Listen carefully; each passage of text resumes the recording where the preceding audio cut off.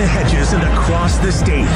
This is where the dogs play. Man, is there going to be some property destroyed tonight. I want us to go out and execute, do the things we got to do, play to our standard, and go play fast. Dogs jumped out. 15-0. The Dogs have done it and won a second consecutive national title. A battle of college football blue bloods. They got a tremendous team. Nothing but respect for Kevin Moore and what he's done with that team and that staff. I think he's done a great job of putting them in a position to grow and get better. And they've gotten better with each game. Hand it to Etienne, straight ahead. Touchdown! Touchdown! Dogs are SEC champions. Dogs have won it. Another chapter in a storied history awaits. Georgia, Alabama. What you come to Georgia for? What you playing for? Big games. Greatest environment in college football is probably the SEC championship. Live from Atlanta, this is Georgia football. On the Georgia Bulldogs Sports Network, welcome to play-by-play coverage of Georgia football. Bulldogs football is brought to you by Zaxby's, Who's Got the Sauce? Morgan & Morgan, America's largest injury law firm. Pruitt Health, family makes us stronger. Hoffman Financial Group, helping build your financial dynasty. Modelo Especial, the official import beer of your Georgia Bulldogs. For 21 and up only, please drink responsibly. By Barbasol, America's #1 shaving cream. Close Shave America, Close Shave Barbasol. Sponsored by Aetna Medicare. Medicare annual enrollment ends December 7th. And by Southeast Mortgage, the official home loan lender of the Georgia Bulldogs. Now, to the Piedmont Healthcare broadcast booth, alongside former Bulldog Josh Brock. Here's the voice of the Bulldogs, Scott Howard. Well, the time for jabberjawing is over. It's time for playing time here at Mercedes-Benz Stadium. Georgia and Alabama, both teams coming out onto the field now. Georgia will be on the far sideline. From our vantage point, Alabama is on the near sideline. Captains are on the sidelines, ready to approach the middle of the field for the coin toss. Georgia's team captains today, Zachariah Branch and Ernest Green on offense, C.J. Allen and Kristen Miller on defense. Our referee today is Daniel Gautreaux. And the coin toss is brought to you by Georgia's own credit union, Banking on Purpose. We'll throw it down to Shock here in just a moment, and we'll see if we can tune in to the referee's microphone for the toss of the coin as the captains are on the SEC logo, middle of the field. All right, guys, to exchange greetings. Representing the Southeastern Conference in the 2025 SEC Championship game. I'm your referee, Daniel Gautreaux. This is your umpire, Walt Hill. Georgia, you are the designated visiting team. This side is heads, this side is tails. What is your call? The call is heads. It is tails.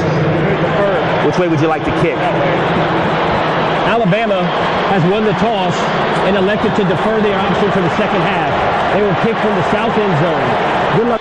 All right, so Alabama wins the toss. They defer. Georgia will receive the football and start on offense as we get this game underway. Let's go down to Shock on the field for any final pregame thoughts out of that Georgia locker room, DJ. Yeah, there were a lot of good pregame thoughts in that locker room. First off, we know we got a phrase, a mantra every ball game. They said throw the phrase and mantras out of the game. You got to let it fly. Let it rip in this ball game. He said enough is enough. And coincidentally enough, somehow last ball game, Alabama had some notion of they found some mismatches. Kirby and the whole team said, oh, yeah, we're about to find out here in a couple of minutes what the real mismatch is, and didn't like it. But a lot of conversation there about playing more physical in this team, and it's our time. We've been here before. Seize the moment and let it rip. We've talked about it all week. Let it rip, let it fly, and play for the brother next to you. All right, Shock, thanks very much. It is time to tee it up here in the SEC Championship game in Atlanta. Opening kickoff powered by Georgia Power. Georgia Power, we're here for the win. Georgia Power is here for you. And Josh Brock and I here in the Piedmont Healthcare radio booth at Mercedes-Benz Stadium. 2 weeks in a row, we might start setting up camp in the back here. We have to continue to make this trek over to Atlanta on a weekly basis. But as long as you win, right? All right, Alabama will kick it off from left to right. Connor Talty will be handling the kicking duties for the Crimson Tide. Zachariah Branch, the deep receiver, along with Cash Jones. Both are hovering around the goal line to our right. 75,000 plus strong inside the stadium, and we are underway in the SEC championship game. A high kickoff spinning over the head of Zachariah Branch. He'll watch it land 5 yards deep in the end zone, and the Dogs will take the touchback. So here we go, 1st and 10 at the 25-yard line to get this championship quest started. Malachi Tolliver, the starting center for the Dogs today. He's flanked by Dontrell Glover and Micah Morris. And again, the tackles are Ernest Green and Monroe Freeling, right and left. Early matchup to watch is Malachi against the senior nose tackle Tim Keenan. Played a lot of snaps for this Bama defense over the years. Dogs will start in the shotgun with Gunnar Stockton. Nate Frazier to the left. Will start with a pass to Branch. A screen to the left. Caught low at the 25. Branch off and running right up the near sideline. Over the 40 to the 42-yard line. Quick 17-yard explosion with a key block by London Humphreys on this left side. First play is a Scana Energy first down. Keon Sabb, the Michigan transfer, had to make the tackle on the speedy Zachariah Branch. But a good first down play, and again a pickup of 17 yards on the opener.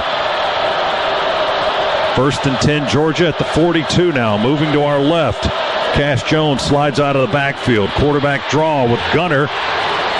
He kind of timidly approached the line of scrimmage, and then he spun around, took a hit, and falls down at the 45-yard line. A 3-yard gain for the Dogs. Bray Hubbard, the safety, and Yanze Pierre, defensive end, made the hit for Alabama. Former quarterback power, Elias Williams pulling around, was the lead blocker on that play for Georgia, but Bray Hubbard very physically in the hole, tackling Gunner to start this game. 2nd down, 7 Dogs. Stockton to throw again. Branch screen to the right with Bell blocking. Branch cuts behind him and angles out of bounds. There's a flag down right there at the point of the block. Dylan Bell may be flagged for a hold. Holding offense, number 86. 10-yard penalty on the previous spot. Remains 2nd down. Zabian Brown and Sabb again on the stop. The gain wasn't much, but it would have been wiped out anyway because of the penalty. So it's a holding penalty on the Dogs. And officials will bring the ball back. So it looks like the 35-yard line is where they'll put it down. Red Morgan out there was the defender for Alabama that Dylan was tussling with. Red a little bit more physical at the point of attack, which is what caused that holding play.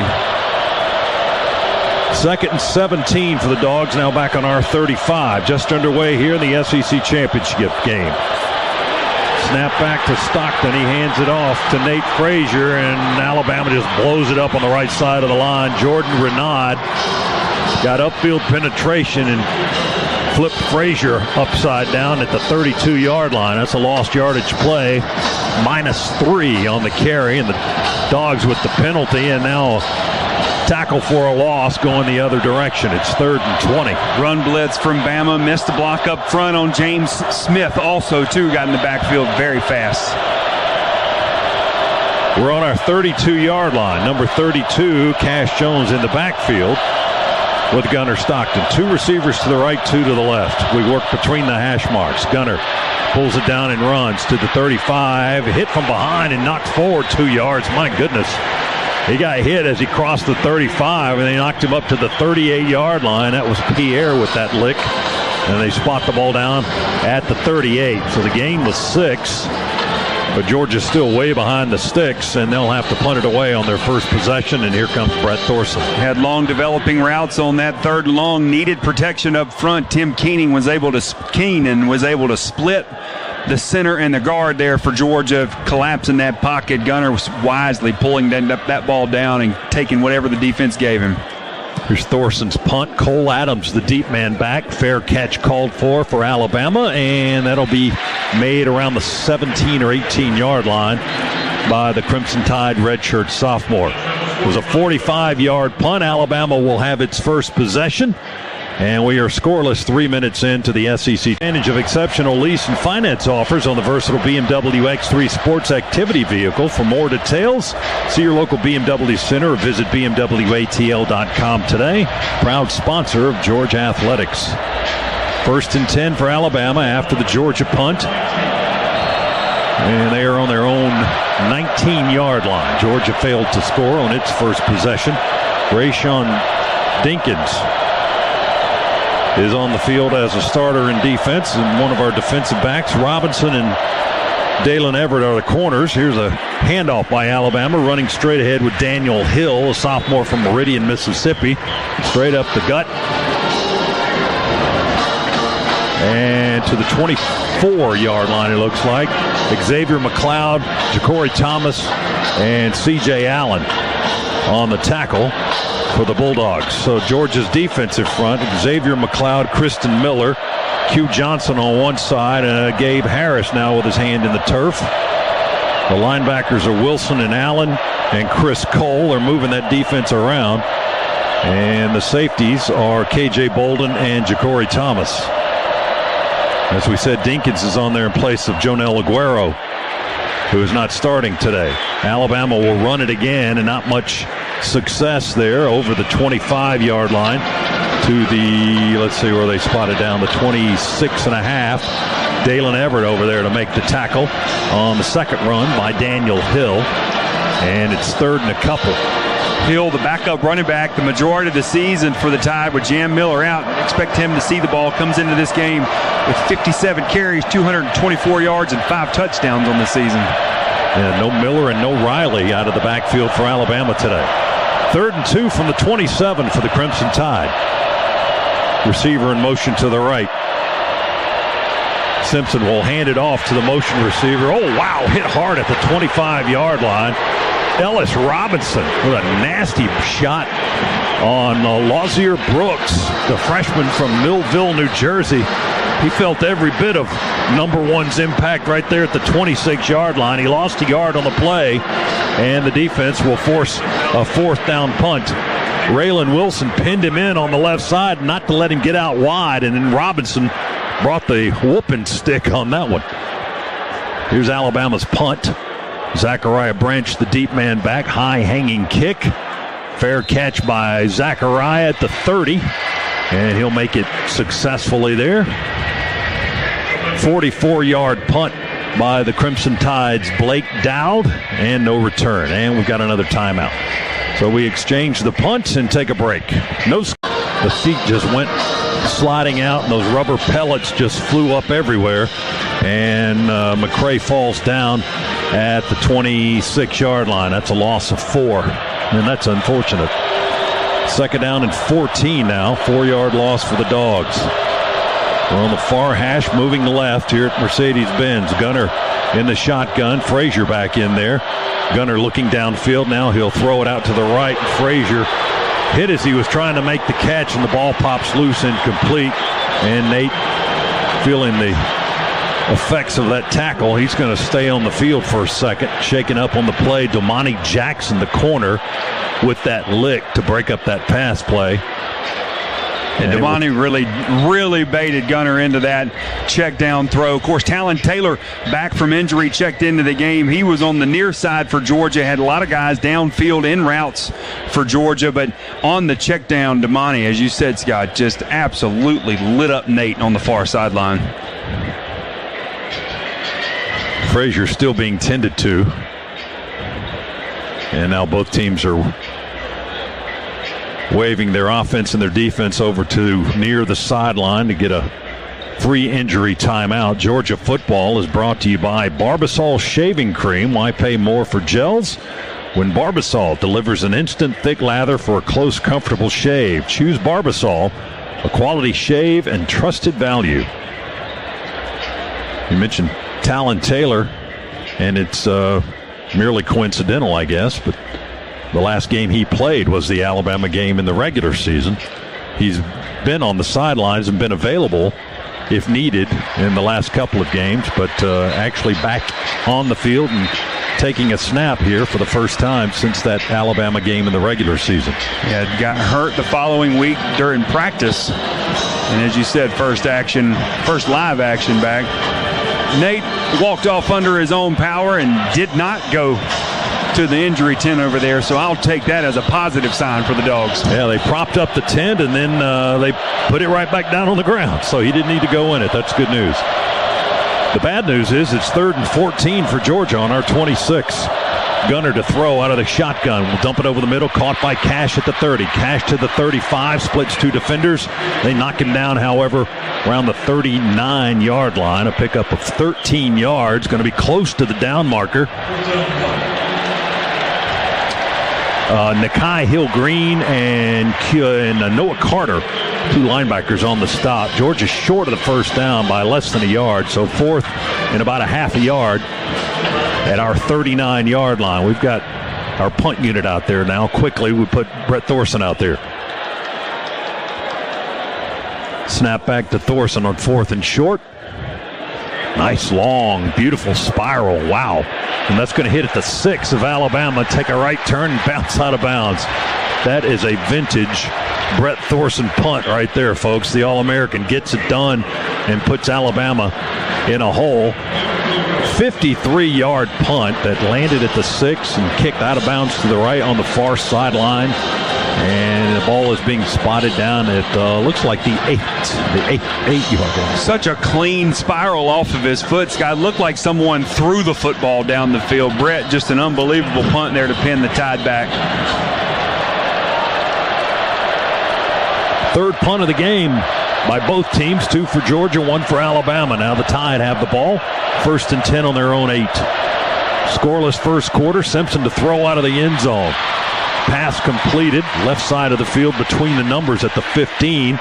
Isaiah Horton, the transfer from Miami. And then hit by Dalen Everett and Ja'Cory Thomas up to the 21-yard line. And that's a pickup of 13 yards and a first down for Alabama. They fake a sweep on a toss to the left and hand it off for an inside trap. And not much space between the tackles there for Daniel Hill, the running back. He may have gotten 2. Kristen Miller and Xavier McLeod filling the gaps there and making sure Mr. Hill didn't do any further damage. You got 2 yards to the 22-yard line, 2nd down and 8. Boy, Xavier did a phenomenal job splitting the double team of Alabama's offensive line to be there on that tackle. Simpson works out of the shotgun.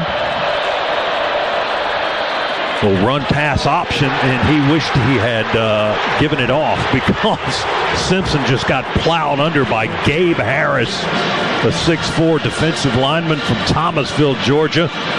He was riding the running back to the near side. He pulled the ball out of his belly and kept it. And then Simpson ended up on his back at the 21-yard line with a helmet right in his chest from Gabe Harris. Ran through the block of Parker Brailsford. And that's what we talk about, hitting Ty Simpson. They don't use him to run the football a lot, but when he does, we have to make him pay for it. Lost a yard back to the 21, 3rd and 9 for the Tide. Simpson in a single setback in the backfield. Simpson will throw, a little dump pass over the middle of the line of scrimmage. Jeremy Bernard the target, but he missed him as it bounces incomplete off the turf. Good pressure. Quintavious Johnson driving the the right tackle back into the lap of Ty Simpson, moving the pocket. Good job from Georgia, and had an ET stunt up front. KJ Bolden, great job picking up the receiver coming across the middle of the field. Yeah, Bolden was in front, and Ja'Cory Thomas was right behind him. Georgia had that play defended very well. Alabama will punt on 4th and 9. Zachariah Branch between the hash marks on the Georgia 33-yard line. We blocked the punt. It bounces in the air at the 16-yard line. There's a scramble for the loose ball. The Dogs blocked it. Cole Spear blocked the punt. Justin Williams has recovered the ball. And where are they going to spot it down? Somewhere in the vicinity of the 20-yard line of Alabama. The Dogs come up with a huge special teams play here in the first quarter. They block the punt. It's going to be spotted at the 21-yard line. Cole Spear came flying through like a spear, Scott, to get his hand on that one. Great special teams play for the Dogs, flipping this game early on. Now we have to go make them pay. Let's go put this ball in the end zone. That's the first punt blocked against Blake Dowd, the Alabama kicker this season. Gunner goes under center. Frazier's back in the game. Nate takes it to the right side, turns the corner at right tackle. Down the field, inside the 15, to the 10, down to the 7-yard line. Nate Frazier with a big gaping hole on the right side, picks up the Scana Energy first down and motors the Bulldogs right into the Massey Ferguson red zone. Dogs are threatening on the Alabama 7. It's goal to go there with 6:05 to go in the first quarter. Tight ends making their presence felt. All three of them lined up next to one another to drive the Alabama defensive front back there, Scott. Gunner under center again. Frazier, the handoff. And they'll hit him in the backfield as he tried to run between the tackles again. And there were three crimson jerseys back there led by Zabian Brown, the cornerback. Had knocked him down around the 9-yard line, far left end of the field. So that's a loss of 2. And it'll be second and goal. Zabian Brown stepping up from his corner position, confusing our blockers up front. Miscommunication, no one knew who to get. Cash Jones in the backfield. Dylan Bell in motion back and forth. We hand it off to Dylan. He cuts inside left tackle, inside the 5, and down to the 1 or the 2-yard line when they unpile everyone. Dylan Bell went in motion across the formation right, stopped and came back left, and that's when Gunner handed him the football.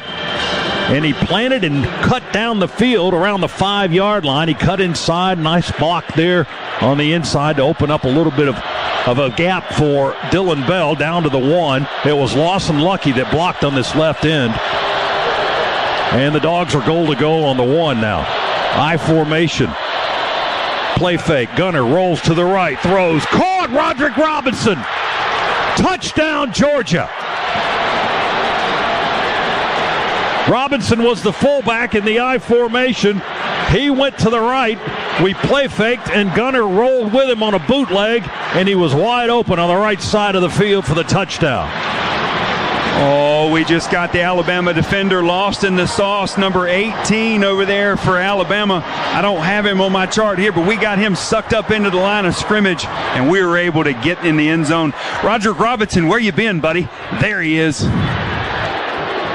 Georgia with first blood here in the SEC Championship. Point after try by Peyton Woodring is up and good by the Georgia junior kicker. That's his 166th consecutive extra point, and the Dogs have a 7-0 lead. That Georgia touchdown brought to you by Conecuh Sausage, the official smoked sausage of the Georgia Bulldogs. Timeout here in Atlanta. Georgia 7, Alabama nothing. Our first half. Cole Spear, Justin Williams recovered at the Alabama 21. The Dogs went 4 plays, 21 yards, and got in the end zone on a 1-yard Gunner Stockton touchdown pass to Roderick Robinson. That's his first touchdown since 2023 and his first ever receiving touchdown. Georgia 7, Alabama nothing first quarter. That's the Shoemate Drive summary. From Harry's Doghouse to your house, Shoemate is Georgia's solution for all things heating, air conditioning, plumbing, and electrical. 4:36 remaining first quarter as Georgia strikes first. Peyton Woodring getting set to kick off from right to left. And the deep man back is Wazier Brooks, the freshman, 5'9", a receiver. He's on the goal line for Alabama. And Woodring's kick high and end over end, spinning and into the end zone, and Brooks will walk away from it, let it bounce about 5 yards deep, and they'll take the touchback. Alabama football on their 25. Visit your local Toyota dealers or explore setoyota.com today and take advantage of the deals on our full line of vehicles. No matter your destination, Toyota goes with you. Toyota, let's go places. We talked about giving the opposing team wrinkles, particularly a team that you're as familiar with as Alabama. Roderick Robinson, as you said, Scott, not having a touchdown since 2023. I'd say that's a pretty good wrinkle pulled out so far. Not too shabby. Ty Simpson in the shotgun. Man in motion, they pull one of their linemen from the left side and hand it off up the gut. They're determined to run that football. A.K. Deere, a freshman from Quitman, Mississippi, had the duty that time, and the success was a 2-yard gain. That was it, as he runs right into Raylan Wilson, the linebacker from Tallahassee, Florida. Joseph Jonah Ajonye causing a rodent pile-up over there, too. Looked like a 5-car pile-up with all those massive humans laying on the ground. Hill in the game now in the backfield for Alabama. Simpson wants the football. They snap it back to him. He'll throw it to Hill out of the backfield, and he'll be stopped at the 30 after making the catch. Chris Cole, the linebacker, came up and wrapped up his legs and held on and twisted him down, although they spotted at the 31. Cole at 6'3" from Salem, Virginia with the stop. And it's going to be third down. A little bit of work to do for Alabama. 3rd and 4 on their 31-yard line, a gain of 4. Come your changes in from the sideline. Josh Horton coming in, going to be the nose. This is your speed package, NASCAR package, Formula One, whatever you want to call it. Tons of speed and athleticism on the field for Georgia defensively here on this 3rd and medium. Elo Mendoza at end on the near side here for the Dogs. Wilson and Allen still the linebackers. Here comes pressure from the edges. Simpson will stay in the pocket and throw. Caught by Ryan Williams. Oops, there he goes. He made 2 men miss.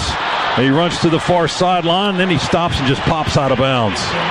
How he spun out of that tackle. First of all, how he caught the ball, because they didn't throw to him at all in the Auburn game, and he's had a problem with some drops.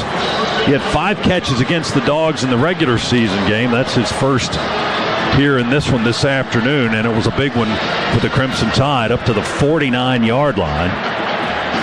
DeMello Jones was in man coverage that time on Ryan Williams, was able to not stay in step with him. He got 20 yards and a first down, so they're in Georgia territory now. Georgia with a 7-0 lead. Simpson, play fake, drops back, and will throw near sideline, and broken up Ellis Robinson. Beautiful play against Isaiah Horton, a dangerous receiver, and Ellis Island not open for business on that particular play. Josh Brock. Or great recovery. Isaiah ran a great route to the near sideline. Ellis just flew out of his break to go get a hand on that to break it up. 2nd and 10 from the Georgia 49 for the Tide, moving left to right. Linebacker Raylan Wilson creeping up towards the line of scrimmage on the right. Now here he comes. We bring 5. Simpson has protection. He'll throw it. Short pass caught over the middle on the hash mark by Jeremy Bernard. Or a short game, tackled immediately there by Ja'Cory Thomas, the safety, who wrapped him up right after he caught the football. 4-yard gain to the Georgia 45, and it'll be 3rd down for the Tide. Scott, already great adjustments from that first game in September. Alabama killed Georgia defensively with crossing routes. We are tackling very effectively in man coverage, running those crossing routes.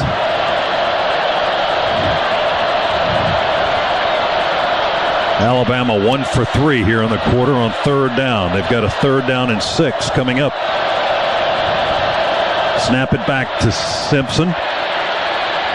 He surveys. Pass is intercepted. Dalen Everett. He's got running room to the near side. He stiff arms a man running out of bounds. There's a flag at the 40. It might be a face mask. Dalen Everett intercepted the football over the middle. Isaiah Horton. Was he the guy that chased him down? Dalen Everett, great concentration. That ball was tipped. I think a Georgia defender was able to get their hand on it. I think it may have been K.J. Bolden. Yes, K.J. Bolden was able to get his hand on it. And that During the return, personal foul, face mask, return team. The 15-yard penalty will be enforced from the spot of the foul. First down, Georgia. They were trying to throw it to Horton over the middle there, and that's when Everett got the pass, intercepted, tipped it off. It was a tipped ball by K.J. Bolden, and Everett picked it off. And Bernard was the guy that chased him down and got a face mask full of Dalen Everett stiff arm there trying to push him away.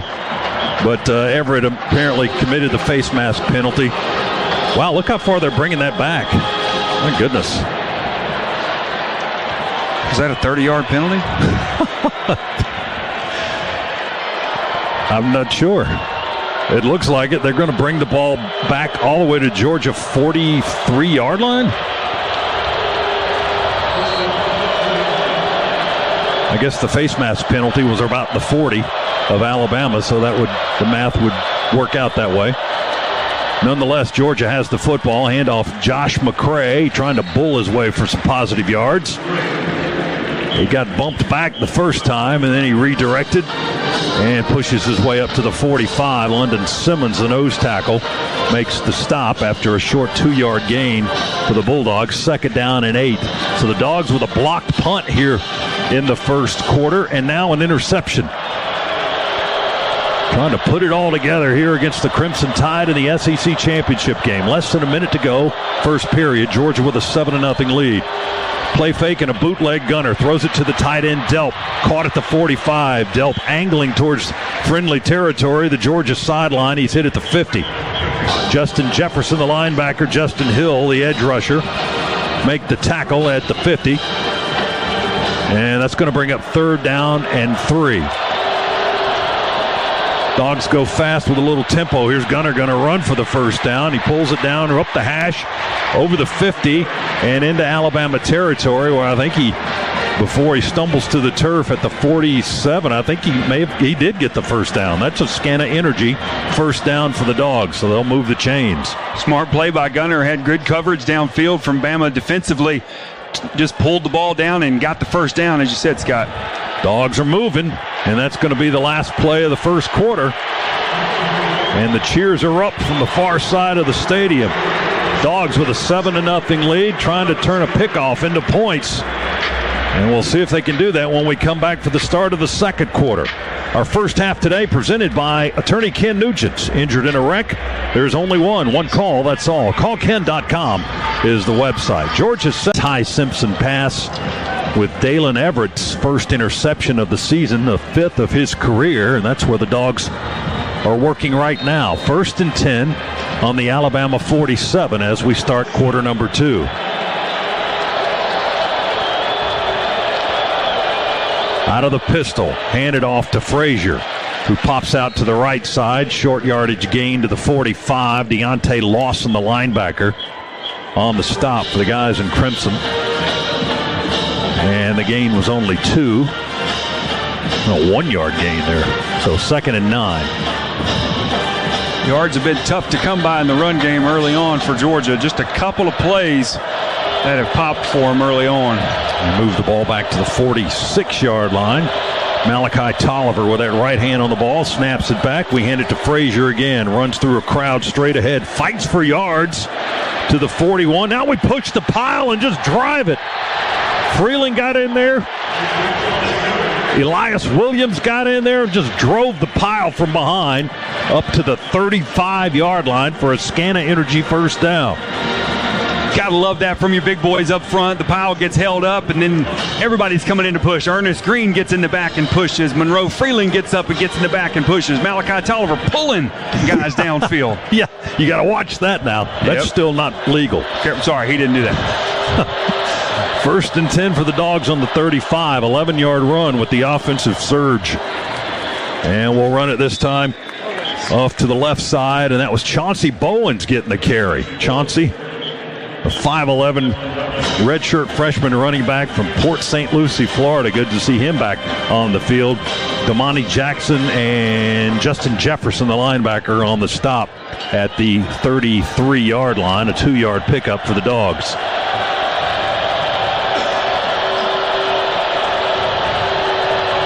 Bowen stays in the backfield with Gunner. Dogs moving to our right, leading 7-0. Almost 2 minutes into the quarter.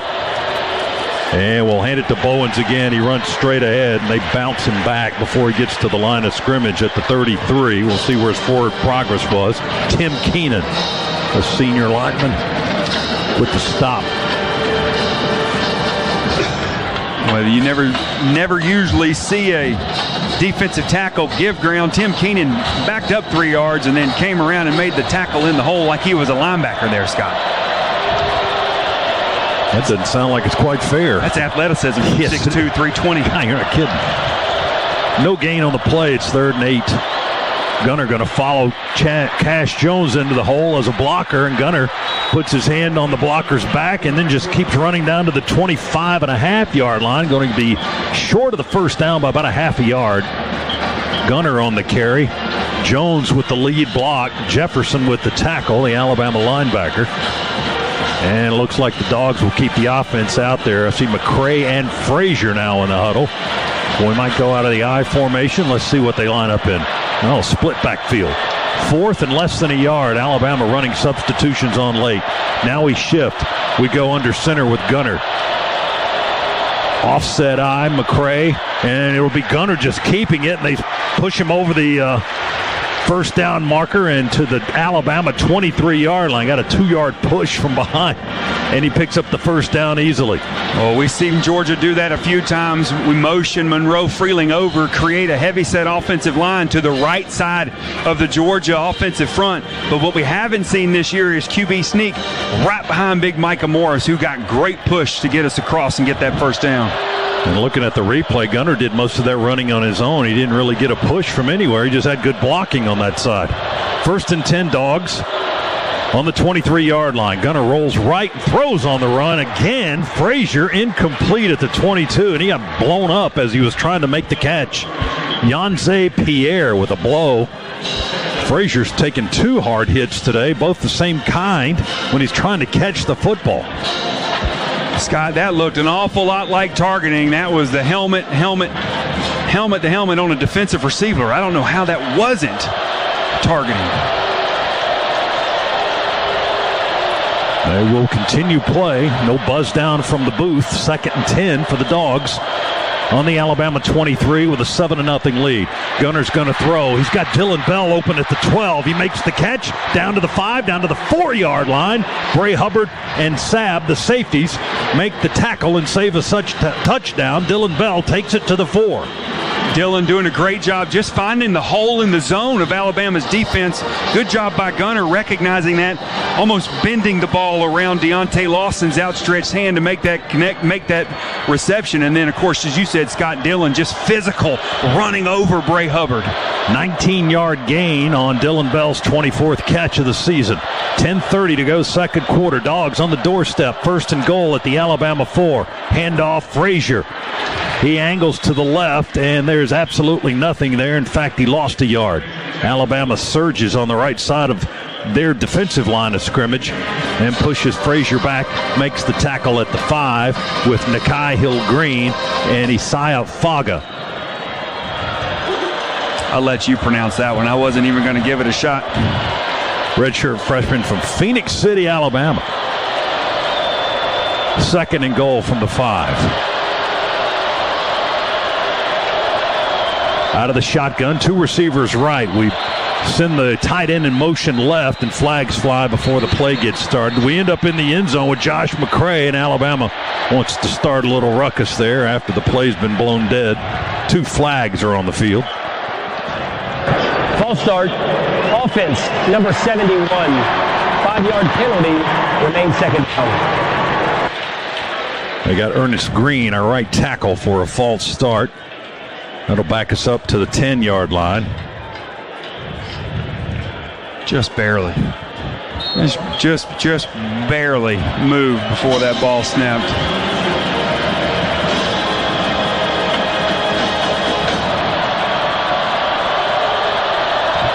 Second and goal from the Alabama 10 for the Dogs.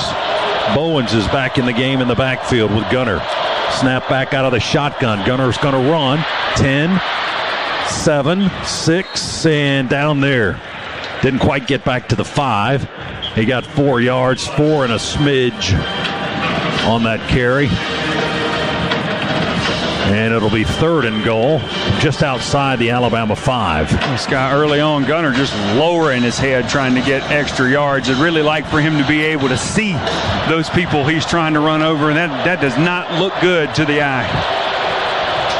He's using his hand, too, to kind of guide his blockers when he runs through there like that. He put his hand on the blocker's back again that time. Branch comes in motion near side on 3rd and goal. Gunner with time over the middle, throws in the end zone. Caught! Touchdown, Dillon Bell, right in the middle of the end zone. You had protection up front, Scott. You had receivers running good routes. A nice in-breaking route from Dillon Bell. Again, finding the hole in his own. But give credit to those boys up front. They gave Gunner those 4 seconds that he needed to be able to deliver that strike to the end zone. 5-yard touchdown pass for the Dogs to take it to a 13-0 contest at this point. Here comes Peyton Woodring for the point after. Gunner will hold. Bo Gardner will snap it back. Snap is back. The hold is down. The kick is good. Another Georgia touchdown brought to you by Conecuh Sausage, the official smoked sausage of the Georgia Bulldogs. So the Dogs turn the Dalen Everett interception into points. They get 7 out of it, and it's 14-0 Georgia. Let's pause 10 seconds. Station identification here on the Bulldog Sports Network. Smooth, rich coffee that builds community 1 cup at a time. Community Coffee, community in every cup since 1919. Discover more at communitycoffee.com.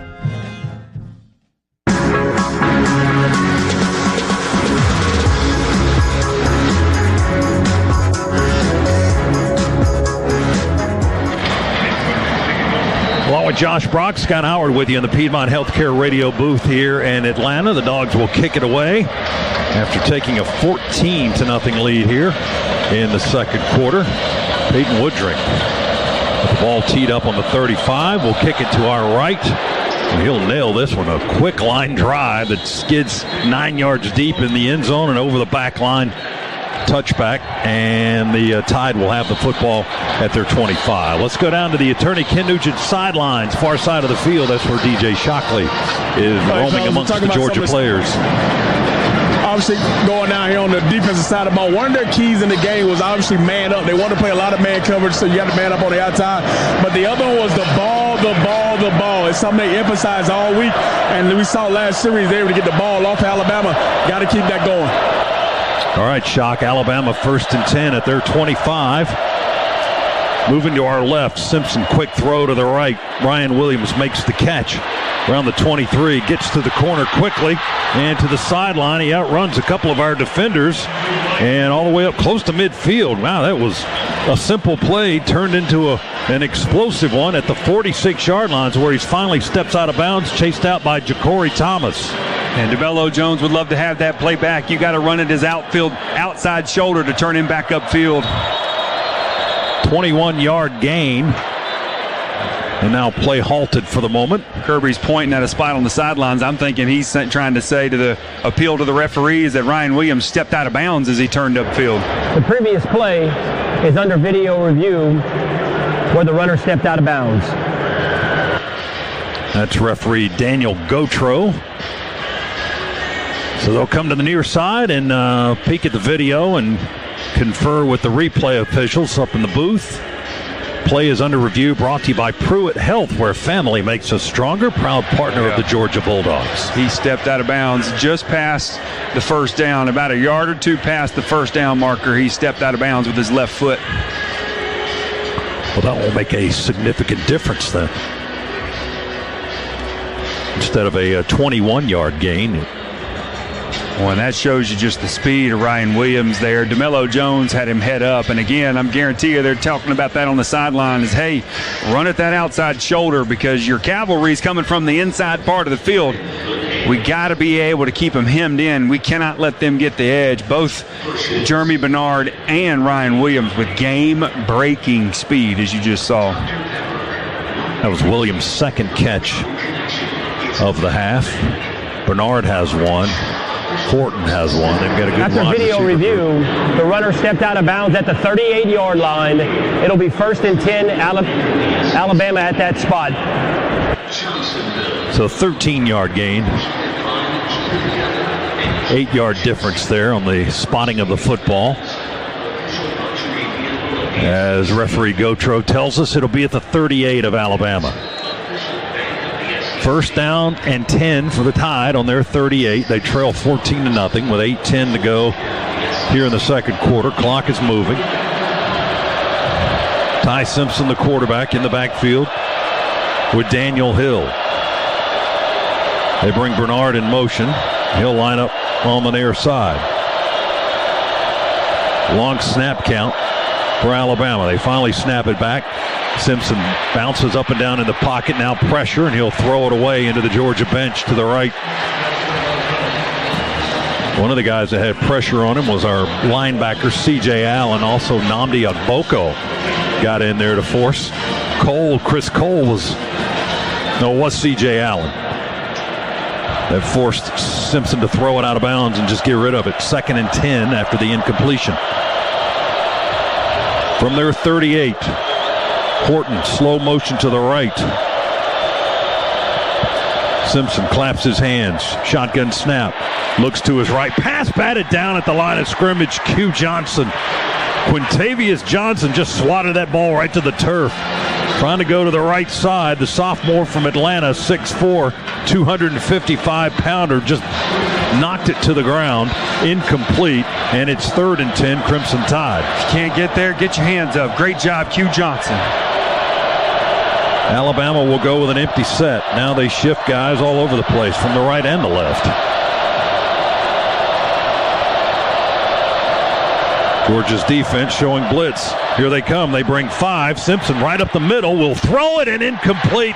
He had a guy in his face, and that was Zayden Walker, the freshman linebacker from Ellaville, Georgia.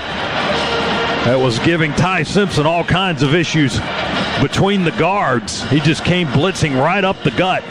And Simpson trying to go to Brooks on the near side, just air-mailed it over everybody's head.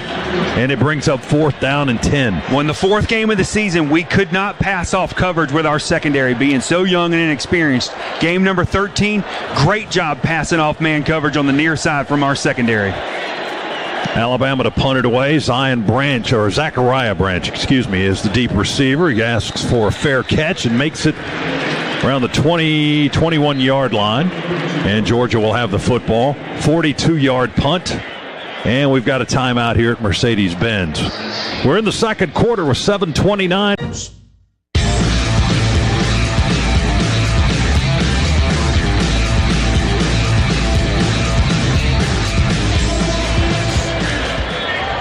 Back with you once again in the Piedmont Healthcare radio booth here at Mercedes-Benz Stadium.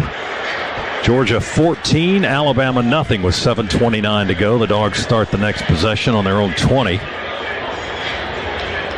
It'll be 1st and 10. Gunnar Stockton, 7 of 9 throwing the football today. 56 yards and 2 touchdowns already. Ty Simpson, 5 for 11 for Alabama, 53 yards.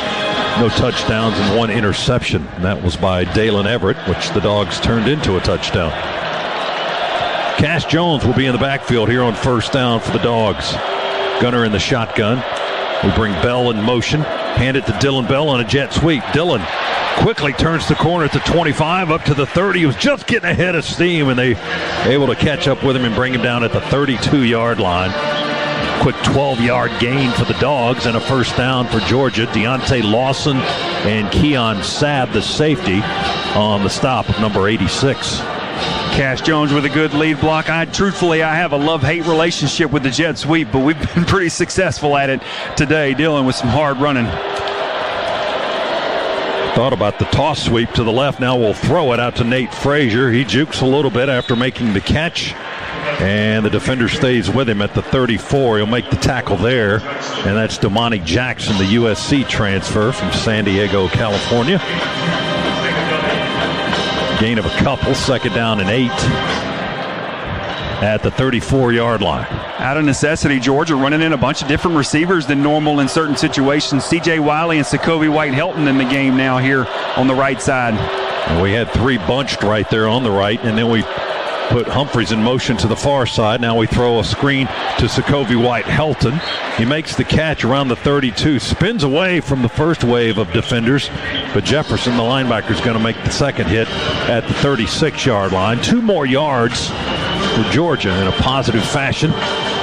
It's 3rd and 6. Number 10 for Bama is just like number 3 for Georgia. He's a scud missile coming from that middle linebacker position. Dogs ball on our 36, moving to the right. Cash Jones again in the backfield. Lucky's the tight end on the right side. 2 receivers to the left and 1 to the right. Gunner checking out the Alabama defense. They bring pressure from the edge. Gunner will throw. Far sideline. Ooh, missed his target. It was close to being picked off by a leaping Alabama defender back there in the secondary. Reached up high with one hand. Couldn't quite get the hand on it. And I think it was Lee. Dejon Lee. Red Morgan over top of Zach and Dejon Lee underneath with that bracket coverage on number 1. He's going to have that all game. That's why when we try to extend the field and get the ball to him downfield, expect 2 Bama defenders to be near him at all times. 4th and 6. The Dogs will have to punt it away. Brett Thorson to kick it. And he hits a wobbler, kind of a knuckleball. Going to come down. Fair catch for Alabama at the 25-yard line by Adams. And that'll stop the clock with 5:24 to go in the quarter. Only a 39-yard punt that time by Thorson. Back inside the Piedmont Healthcare radio booth. And our drive summaries today will be brought to you by Shoemate. From Harry's Doghouse to your house, Shoemate is Georgia's solution for all things heating, air conditioning, plumbing, and electrical. 1st and 10, Alabama. On their 25-yard line. They are moving to our left as we view it with 5:24 to go in the second quarter, and they trail 14-0. Simpson going under center. Single setback is about 7 yards deep. A.K. Deer. They bring Ryan Williams in motion to the near side. Fake a sweep, hand it off to Deer straight ahead, up the hash mark for 3 yards. As he dives forward at the 28-yard line, caught around the legs by the linebacker C.J. Allen at the 28. 2nd down and 7 coming up for the Tide. Our defensive front, one of the things that they're charged with is when they get double teamed, that double team is going from them up to the linebacking spot. They do a great job gobbling up both offensive linemen, allowing guys like C.J. Allen free room to run. Big Horton and Miller on the interior of that defensive line. Gabe Harris down in a 3-point stance on the near side.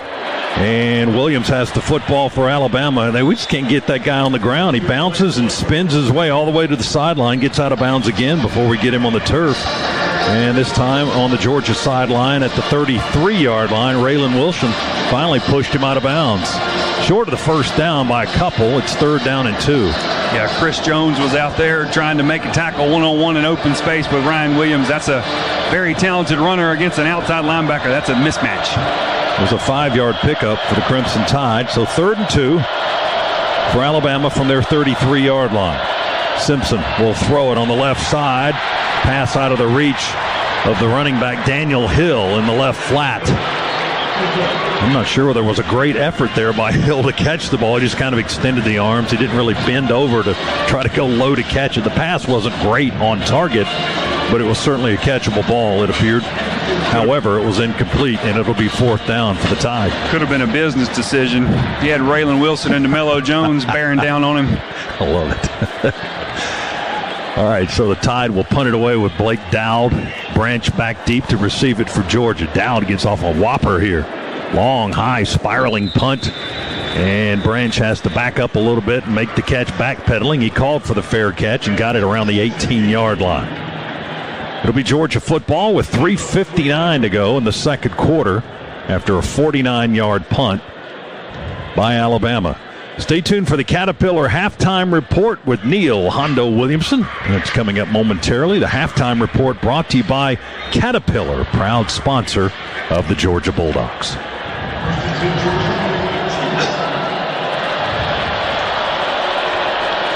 Dogs 14, Alabama nothing. Alabama will get the second half kickoff when we get to that point, but still almost 4 minutes on the clock here in the first half.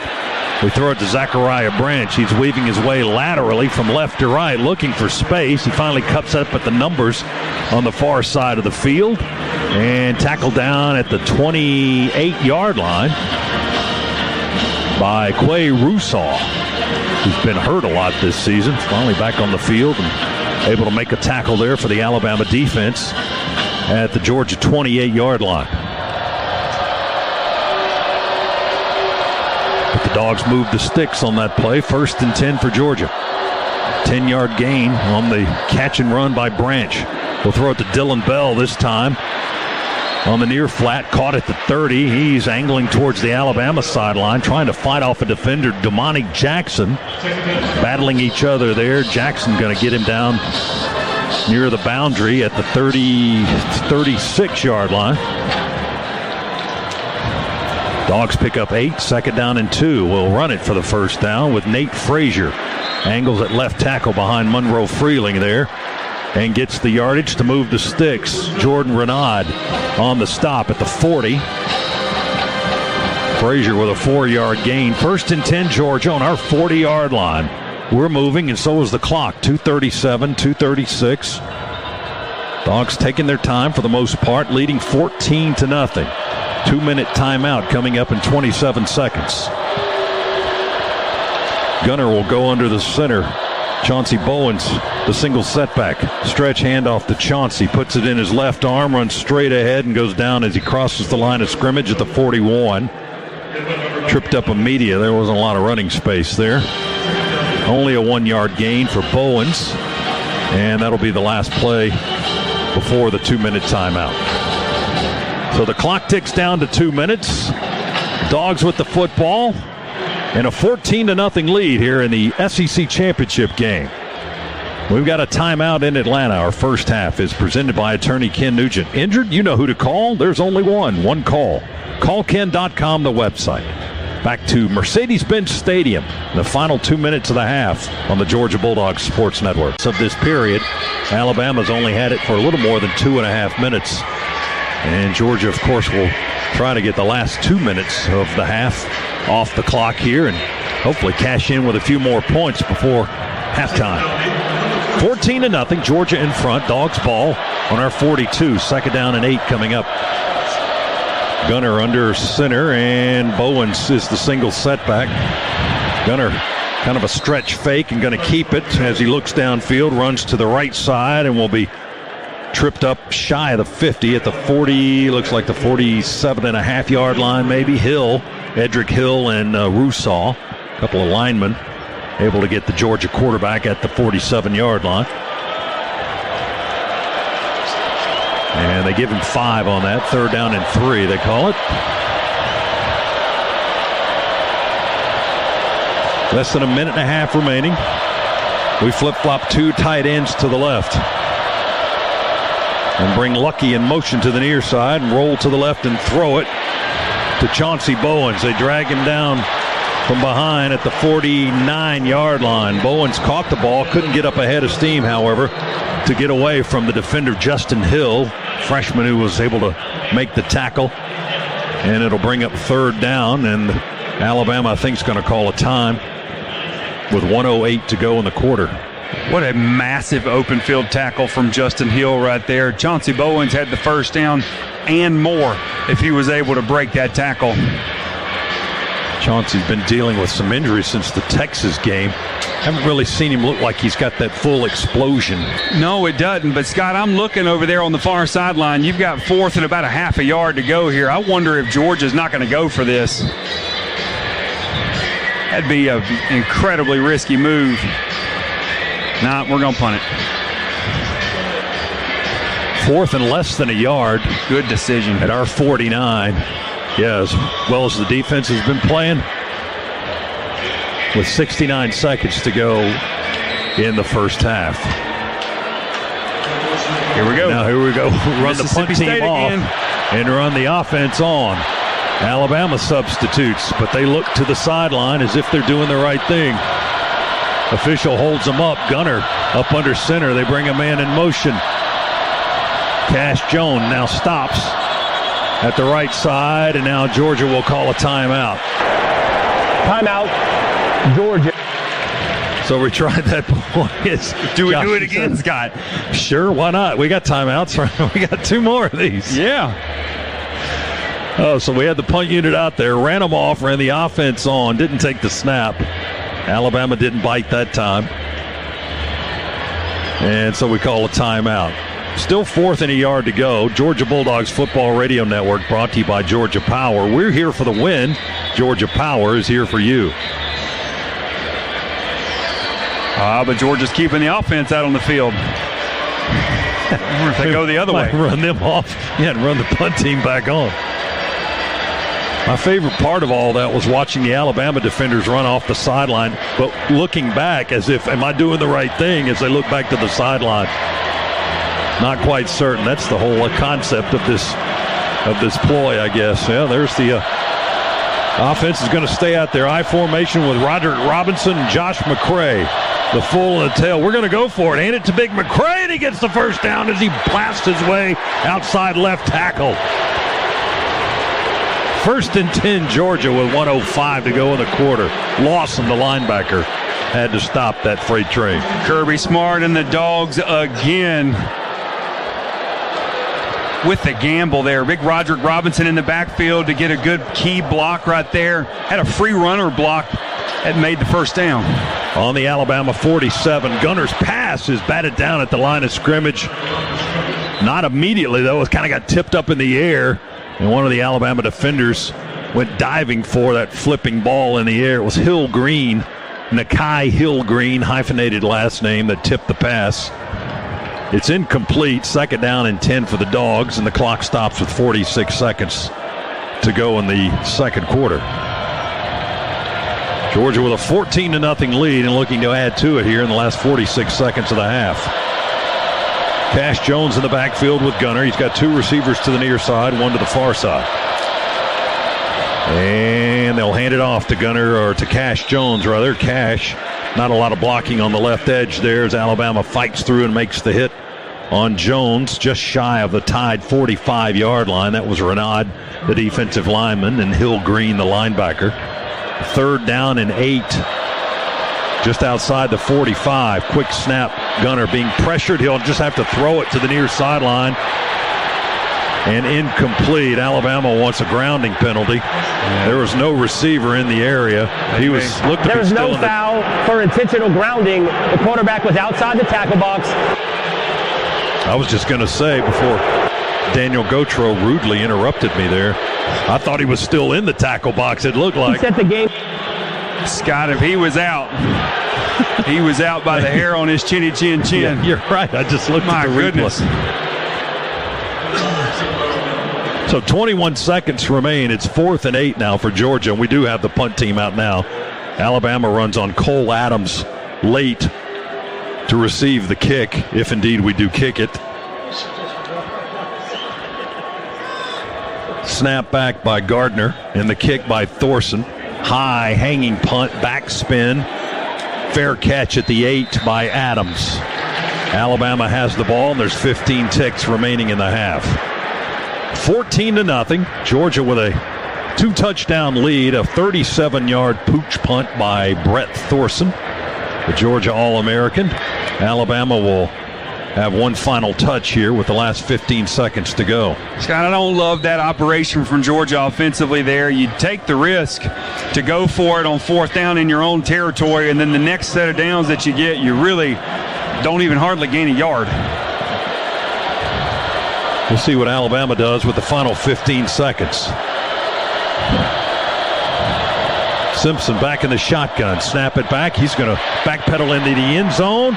And we hit him there in the end zone. Tackled him low. He completed the pass around the 10-yard line. And there's a flag down in the end zone.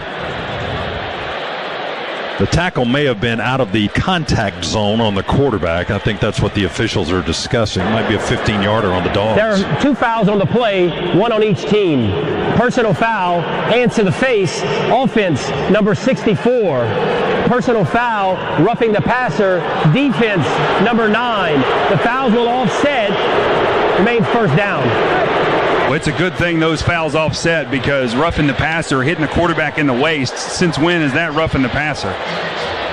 Well, you got him below the leg, but he was blocked into him. Well, the good thing there is 7 seconds went off the clock, so there's only 8 seconds remaining. And Alabama's just going to take a knee, it looks like, on their 8.5, 9-yard line. Simpson takes the snap, takes a knee, and that's the half. And a rousing ovation for Georgia as they head into the locker room on that side of the field. Georgia fans like what they see. The Dogs lead it 14-0 over Alabama at halftime of the Southeastern Conference Championship game. Pretty good effort by the Dogs, wouldn't you say, Josh? Yeah, I would say they did exactly what we hoped they would. Made a couple of adjustments, threw some new things at Alabama, played fast and physical on defense, and offensively were effective. Coming up here in a matter of seconds, it's the halftime interview brought to you by Zaxby's. Who's got the sauce? Let's go down to DJ Shockley. He's got the coach. Shock. Coach, you've averaged over 4 yards a rush, 7 yards in the pass. What's been efficient enough for you in offense? I didn't know we're averaging 4 a rush. That's good because it don't seem like it. But they're coming after us. They're being really aggressive. We got to score more points. Got to keep playing good defense. On the defensive side, you talk about playing good defense. What's it going to take to keep it going? Well, if they don't score, we can't lose. That's pretty logical. Straightforward. Yes. All right, Shock, thanks very much. I like that philosophy. And they haven't scored yet. It's 14-0, Georgia in front. And it's time now for the... Let's do the work. Piedmont is passionate about Georgia, about each and every person that makes our state incredible. That's why we're leading real change in healthcare, dedicating ourselves to providing a quality patient experience through innovation, personalization, and teamwork. What does that mean for you? You get up-to-date treatment, collaborative care, and the best possible outcomes. To see more about our commitment to raising the standards of quality in Georgia, visit Piedmont.org/quality care. Piedmont, real change lives here. Your Georgia Bulldogs know what it takes to build a winning team. When you combine dedication, talent, and a drive to win, nothing can beat you. With 20 years of providing natural gas to homes and businesses all over Georgia, Walton Gas combines trustworthy service and straightforward rate plans for the best customer experience. With Walton Gas, every customer wins. Visit WaltonGas.com to see how Georgia's most trusted natural gas provider can serve you. Go Dogs! This copyrighted broadcast is an exclusive presentation of Learfield and JMI Sports under the broadcast rights granted by the University of Georgia. Reuse of this presentation is prohibited without the expressed written consent of the University of Georgia, Learfield, and JMI Sports. Announcers are provided by Learfield and JMI Sports and approved by the University of Georgia. Back with you inside the Piedmont Healthcare radio booth as Georgia will kick off to start the second half. Alabama deep on the goal line with Brooks. He'll let it sail over his head, bounce in the end zone. Dogs will take the touchback, and we'll go down to the Attorney Ken Nugent sidelines and DJ Shockley, who's in the locker room at the half with the Dogs. Shock. Hey, fellas, obviously the first thing is, 0-0. We have to finish this ball game. This is what this game is all about. They say, I know where this game is trending, and it's trending towards dragging them in the deep end, and guess what? See if they can swim. This is a big drive to come out, but he said we have to be the more physical team. This game will be won on the line of scrimmage. And it starts right now. Alabama 1st and 10 on their 25, 14-0 as we go to the second half. Simpson, play fake, rolls right and throws. Short pass caught by Brooks at the 25 and hooked up immediately and driven out of bounds to the sideline by the defensive back Rayshawn Dinkins, the freshman who got the start today in place of Jonel Aguero. Brooks out of bounds after a 1-yard gain to the 26. 2nd and 9 for the Tide. They put 3 receivers to the right side. That's the short side of the field. Ball's on the far hash, and Alabama moving to our left. Now they bring him in and motion the tight end. Play fake, Simpson. Pressure, pocket being squeezed. He rolls away to his left, plants and throws downfield, incomplete. Receiver was out of bounds, so was the ball when everybody finally made contact with it, but Simpson kind of had to run for his life back to his 5-yard line before he was able to get away from Georgia defenders and throw the football. Xavier McLeod with good pressure there. He's the one chasing Ty Simpson, but Joseph Jonah Ajonye was the one who put the Caden Proctor in the lap of Ty Simpson.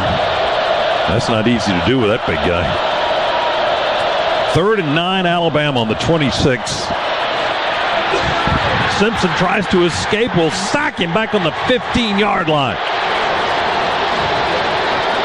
Simpson just tosses the ball back to the official in disgust.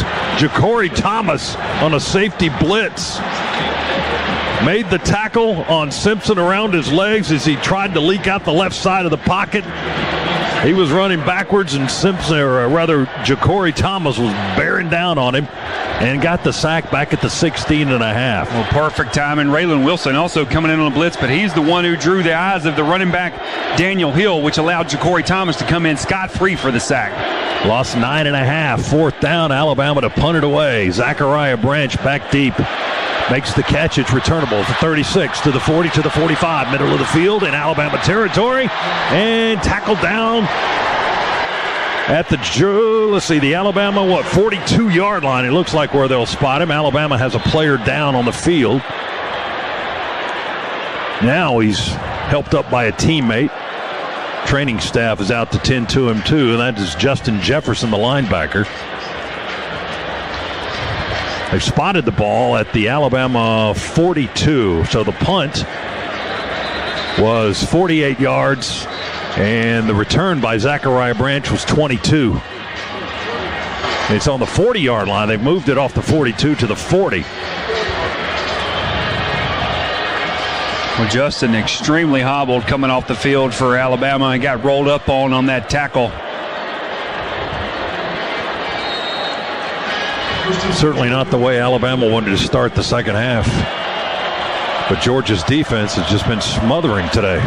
14-0, Dogs lead, and they start in plus territory here on this possession. Handoff, Nate Frazier. He's upended at the line of scrimmage. He runs straight ahead between the hash marks, and Nakai Hill-Green went low on Frazier and knocked him down after a 1-yard gain. Boy, that play was there. If we got Nakai Hill-Green blocked up, Frazier might have ran out the back of the end zone here on the right side of the radio dial. Let's do that again. 39-yard line is where the line of scrimmage is now. 2nd down and 9, Dogs. Play fake Gunner. Pump fake. Now he throws to Frazier in the left flat. Makes the catch at the 35. Spins, and they hit him coming out of the spin at the Alabama 34-yard line. Zabian Brown, the cornerback, put the ball down between the 33 and the 34. Good coverage again from Bama's secondary. Gunner having to check down to his escape valve, Frazier, once again. That's a 6-yard gain for the Dogs. It's 3rd and 3 on the Alabama 33. Snap back to Gunner. He looks left. He throws left. Caught by Branch at the 29. He went up high and clasped the ball with 2 hands. They hit him there with a couple of different guys, led by Red Morgan and then Damani Jackson. But it's a Scana Energy first down at the Alabama 27-yard line. The gain was 6.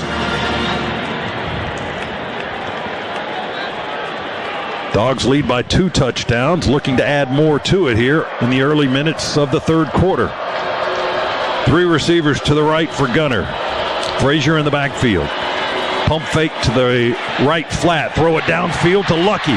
A spinning catch at the 14 and out of bounds at the 9. Sabb got him out of bounds. Lawson Lucky with his first catch of the game. Man, what body control from Lawson Lucky. Good throw to the outside shoulder from Gunner, but Lawson having to jump up in the air and twist around to make that catch, as you said, Scott. Man, just the athleticism of these Georgia tight ends is unbelievable. 18-yard gain for the Dogs. Scana Energy first down for Georgia. It's goal to goal at the Alabama 9. 2 receivers left. Now we shift 2 tight ends, Delp and Lucky to the left. Snap back, play fake, Gunner throw, and the pass, we threw it right into the chest almost of Hill-Green on the right edge of the defensive line for Alabama. So that pass is deflected at the line of scrimmage and knocked down incomplete. Yeah, it was a great read from Gunner on the RPO game there. Talon Taylor with a nice route breaking in. That didn't hit Hill-Green in the arm. That was a touchdown for Georgia. He did knock it down with that hand as he had to leap in the air. He had the hand in the right spot. That may have been 6 for the Dogs. 2nd and goal from the 9. Gunner going to go under center. Handoff Frazier with Humphrey leading, blocking. Oh, what a block! Humphrey with the opener on the left edge and a touchdown. Frazier on the 9-yard run. Scott, you said it. Lawson Lucky with the great kick-out block. Oscar dealt with the perfect seal block on the left side, along with Monroe Freeling and Lawson Lucky. My goodness. But London just with that physical. That's a receiver with a physical block. I love it. How much did he like that, too, after he made that block? He knew Frazier was going to score. There was nobody in the path over the last 8-9 yards. Touchdown for Georgia makes it 20-0. Here's the point after try. Snap, hold, kick, good. Dogs 21, Alabama nothing. SEC championship. That's another Georgia touchdown. Brought to you by Conecuh Sausage, the official smoked sausage of the Georgia Bulldogs. 10:47 to play, third quarter here in Atlanta. Our second half tonight brought to you by First Franklin Financial. Go see the friend earned by Zachariah Branch to set up camp at the Alabama 40. They went 6 plays, 40 yards, and 232. And Frazier with the capper with his 6th touchdown of the year. That's the Shoemate drive summary from Harry's Doghouse to your house. Shoemate is Georgia's solution for all things heating, air conditioning, plumbing, and electrical. Peyton Woodring to kick it away, left to right. He'll hang it up extra high. This time it's going to come down returnable at the 2. Brooks caught it far side of the field, weaving his way back to the near side at the 10. Helmet ripped off as it rolls back towards the goal line. No flags on the play. I'm not sure how his helmet got ripped off, but Georgia makes the tackle around the 14-yard line. Scott, I feel like his helmet got knocked off.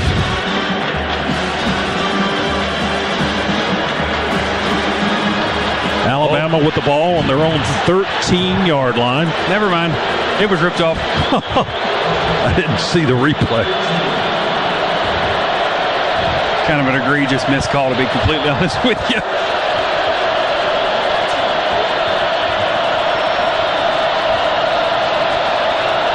First and 10, Alabama on the 13. Snap it back to Simpson. Handoff, sweeping around the left side is A.K. Deere, the freshman. And he will be stopped shy of the 20 as he tried to swing wide to the left. Will make the tackle at the 18 with Raylan Wilson, the Tallahassee, Florida linebacker.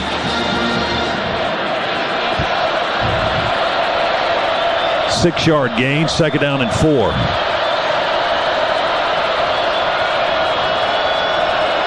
Now they change it to second and 5. Georgia in a man coverage look again. Our secondary's traveling with the receivers in motion. Simpson, play fake. Nobody there to fake it to. Oh, Simpson just runs left and slides. I'm not sure what happened with that. He didn't even give it any effort to try to make something out of nothing, and he loses yards back to the 13-yard line. He lost 5 yards. That's another business decision, Scott. If you're Ty Simpson, I'm not trying to run at Q Johnson. Look at that menacing linebacker. He's not going to. You think Ty Simpson's going to try to take him on one-on-one? No, sir. There was no scramble ability there. Alabama 3rd and 10 now.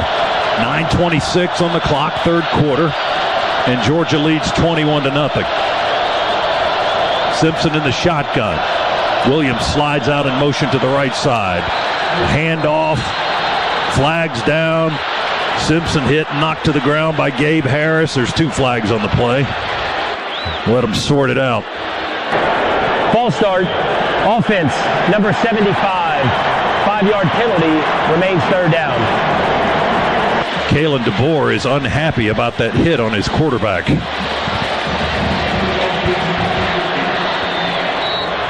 They might have bigger fish to fry, however. Third down and forever on their own 8. 3rd and 15. Alabama going backwards on this possession. Empty set. Simpson in the shotgun. How many are we going to bring? We bring 3. Simpson backs up in the end zone, throws wide to the right. Caught at the 9. and then hit at the 20 on the far side of the field. It's going to be short of the first down. He got a good chunk of that back. Chris Cole and C.J. Allen make the collision on the far side of the field at the 20 on Marshall Pritchett, a freshman tight end from Charleston, South Carolina. When Georgia right there did a good job mixing up the coverage. They showed a man look pre-snap and then went to zone after the snap to keep the ball underneath. Good job by Georgia defensively, switching things up. They got 12. They needed 15. Alabama will punt on 4th down. Zachariah Branch is back deep. Not a real long punt. Branch will call for a fair catch. He's under it, makes the grab at the Georgia 34-yard line. Dogs have it in decent field position once again with 8:12 to go. Brock, Scott Howard back inside the Piedmont Healthcare radio booth here in Atlanta. The Governor's Office of Highway Safety reminds you the penalty for getting a DUI can cost up to $10,000. So that's why the Governor's Office of Highway Safety says drive sober so you won't get pulled over. Dogs with the ball on our own 35-yard line, leading 21-0 now. Scored on our first possession of the half. 40-yard drive, a 9-yard touchdown run by Nate Frazier with huge blocks from our receiver and tight end on the play. London Humphreys, and was it Delp? Was the tight end that Delp was over there also. Had the seal block on that play? Yeah, and Hondo pointed out to me, too, before we went to break last time, all of Georgia's touchdowns have been on short fields after either a turnover or a great play on special teams. Dogs run some misdirection with Dylan Bell running to the left. He had some lead blockers, but Alabama defenses it well. They stretch it out between the numbers and the sideline, and Lawson and Hill Green, their linebackers, make the tackle on Dylan. Only about a half a yard gain on that. Maybe more like a half a yard loss, it looks like, by the yard marker across the way.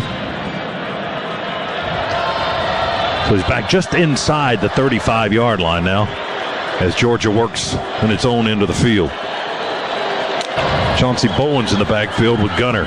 Snap it back. He's going to stay in the pocket. Now he tries to run, and he will. And he bounces off 2 tacklers, gets up across the 40, and they catch him as he crosses the 40. Stumbles forward and falls face first around the 44-yard line. They'll spot the ball back at the 43 on the scramble by Gunner. Boy, he did a nice job just to get anything out of that.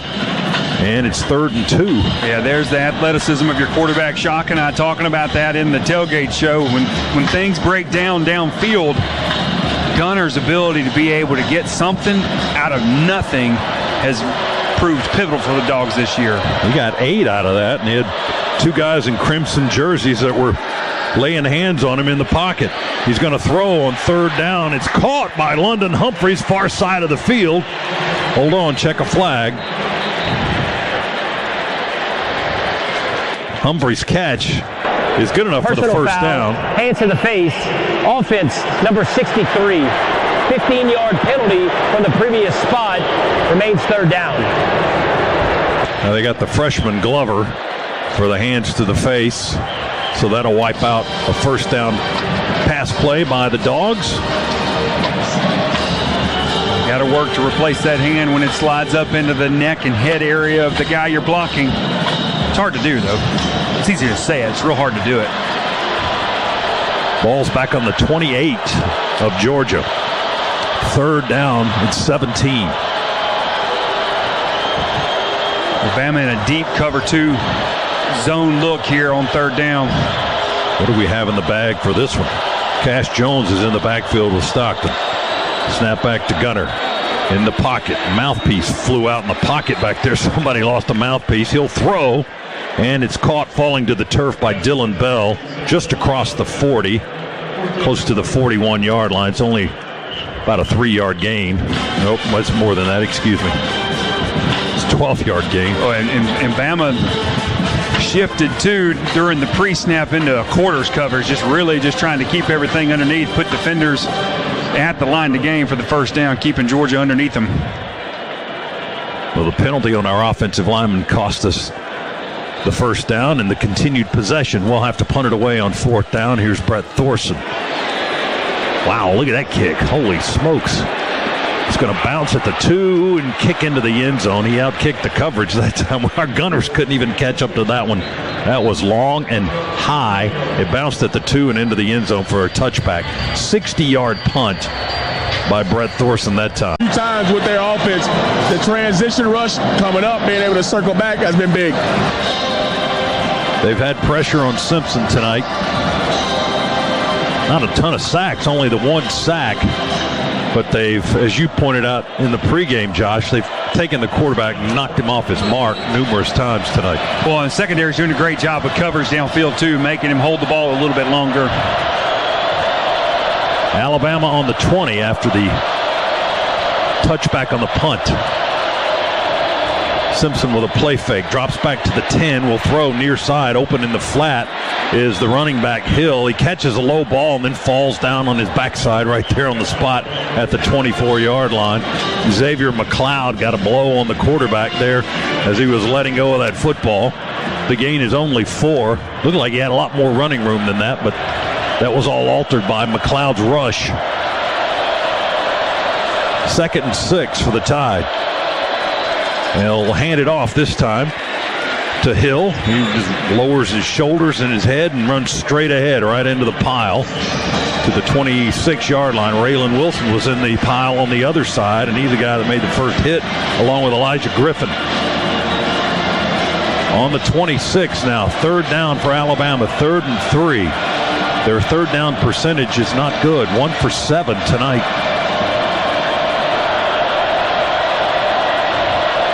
Alabama trying to move to our left here in Mercedes-Benz Stadium. 2 receivers right, 2 to the left. Pressure coming on Simpson. He'll throw it off to the running back Hill, who escapes the tackle but then steps out of bounds on the near sideline.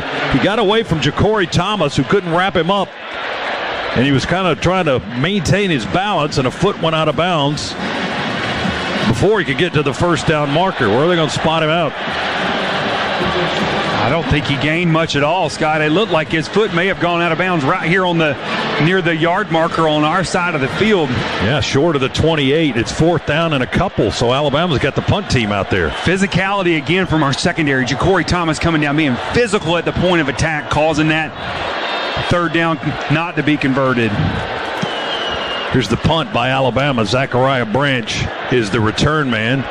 They kick it short, and Branch will let it bounce into the Alabama sideline, near side of the field, and it goes out of bounds at the 35 of Georgia. So it wasn't a long punt. I guess it was effective in that they wanted to keep it away from Branch. 36 yards, no return. Dog fans, Georgia basketball will return to Atlanta next Saturday when the Bulldogs face Cincinnati at State Farm Arena, 2 o'clock. Georgia currently 8-1 on the year. They lead the nation in scoring, almost 100 points a game, just a 1/10 of a point off from that. Visit Ticketmaster.com for seats to see your Dogs next Saturday. Dogs 1st and 10 on the 35. They'll run it with Nate Frazier. He jitterbugs his way up over the 40, up the hash mark to the 45-yard line, before being stopped with 3:37 to go in the quarter. Scott, my ankle snapped watching Nate Frazier stop and redirect to get through that hole. Great vision, great cut. He went from the 35 to the 44 and 3/4. He didn't get a full 10, but he got 9 plus an inch or 2. 2nd and less than a yard to go. Dogs will send Stockton under center, hand it off to Frazier. He redirected again, if you will. He angled to the left, and then he cut back right towards the middle of the hole and gets the 1st down. Tackled at the 48-yard line. He got 4 out of that. Scana Energy 1st down for Georgia as we near the end of the 3rd quarter, and Georgia up 21-0.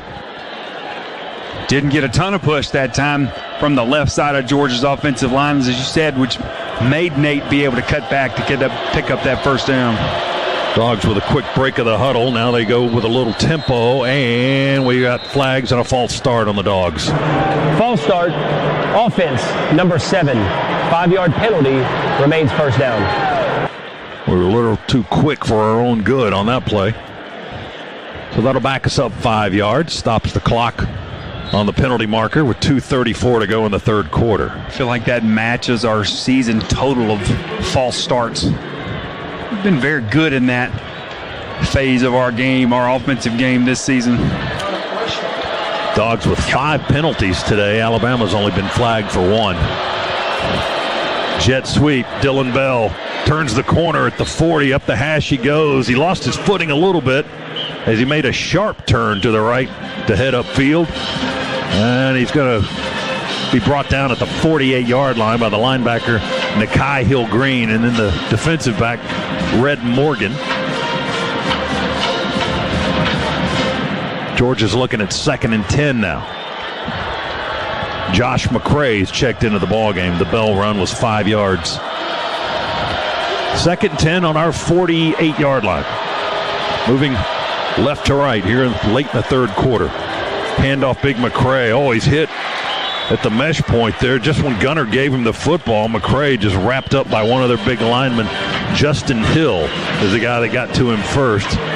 So the big bruiser got bruised himself that time back at the 45-yard line. We lost 3 yards. That was a miscommunication.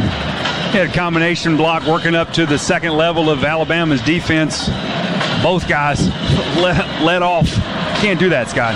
Got to hold on to your blocks. 3rd and 13 for the Dogs. Cash Jones in the game now in the backfield with Gunner. Defensive lineman switching positions for Alabama up front. Throw it to Cash, left flat, makes the catch. Contact made with Jones in Alabama territory, and they bump him out of bounds at the Tide 47-yard line. And that was Cam Calhoun, the cornerback, up to make the hit. It's on the Georgia 47-yard line, did not cross midfield. And it's going to be 4th down and 5 for the Bulldogs. You're going to get to the sideline. You see Juan Gaston getting coached up from Stacy Searles. A little bit of vigorous communication on the far sideline. Can't have that miscommunication because the play was there. Well, the ball is on the Alabama 47. It's still 4th and 5, though. And we snap it back to Brett Thorson, who will punt it away on 4th and 5. Hanging it high and trying a little backspin. A fair catch is called for and made by Cole Adams for Alabama inside the 10-yard line. 38-yard punt by Thorson. He pins him in again. Another punt inside the 10 by the Georgia senior. Alabama on its own 9-yard line. 10 seconds to go in the 3rd quarter. And the Dogs are up 21-0 here in the SEC Championship game. 1st and 10 Alabama from the 9. Alabama will break the huddle. One back in the backfield with Simpson. Works out of the shotgun. They send Jeremy Bernard in motion to the right. Simpson drops back into the end zone. Pressure from all around. He throws. He's got a man wide open in the flat. It's caught by the tight end. Edwards caught it at the 20 and nobody there. Georgia had to send Chris Cole in at a full head of steam to drag him down from behind. Caleb Edwards, a freshman from California, had a lot of running room. Fortunately for the Dogs, he doesn't have a lot of speed. Cole was able to drag him down and make the tackle at the 30, and that's the end of the quarter. The gain was 21. 1st and 10 Alabama when we... And that was on a 9-yard touchdown run by Nate Frazier. The Dogs rolled up 84 yards of offense in the quarter, only 33 for Alabama.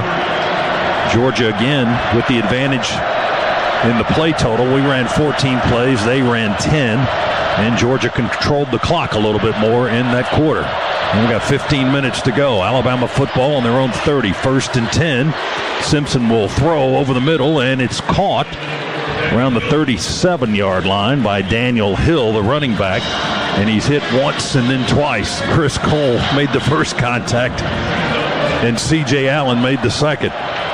Down after a 9-yard gain, however, up to the 40-yard line. Simpson looks left, looks right, and then looks right into a white shirt who buries him back at the 30 of the 29-yard line. Sacked by the Dogs, Quintavious Johnson. Check a flag in the middle of the field, or at least in the Georgia secondary, dropped at the 45-yard line. Chris Cole and Quintavious Johnson on the dual rush back there. That might wipe out the play, the penalty marker, the way Kirby Smart was reacting after to the play, one of his defensive personal players. foul, unnecessary roughness, defense, number 15. 15-yard penalty will be added to the dead ball spot. First down, Alabama. DeMello Jones penalized for the play. Kirby's irate. He's not happy, but again, Alabama running back number 4, Daniel Hill, made a business decision. That rush came. He wanted no part of picking up that blitz. You're right. He just kind of split the two rushers as we looked at the replay. He didn't really touch either one of them. He's like, nah, man, I'm good. Alabama gets a breather, although Ty Simpson may not think so after taking that lick. It's 1st and 10 tied on their 45-yard line.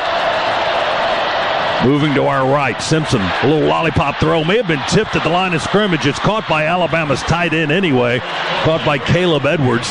It got tipped at the line and kind of knuckleballed and dead ducked up in the air and floated down right to the tight end. He made the catch in the run to the Georgia 42, tackled by Dalen Everett. It's another first down for Alabama. Tide trying to move. They don't have any points yet. We've got 13:35 to go in the game.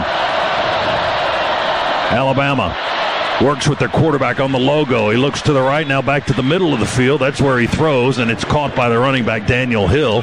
We smother him up immediately at the 38th, where they're going to mark him down. C.J. Allen with the tackle for the Dogs. Got 4 out of that. 2nd down and 6.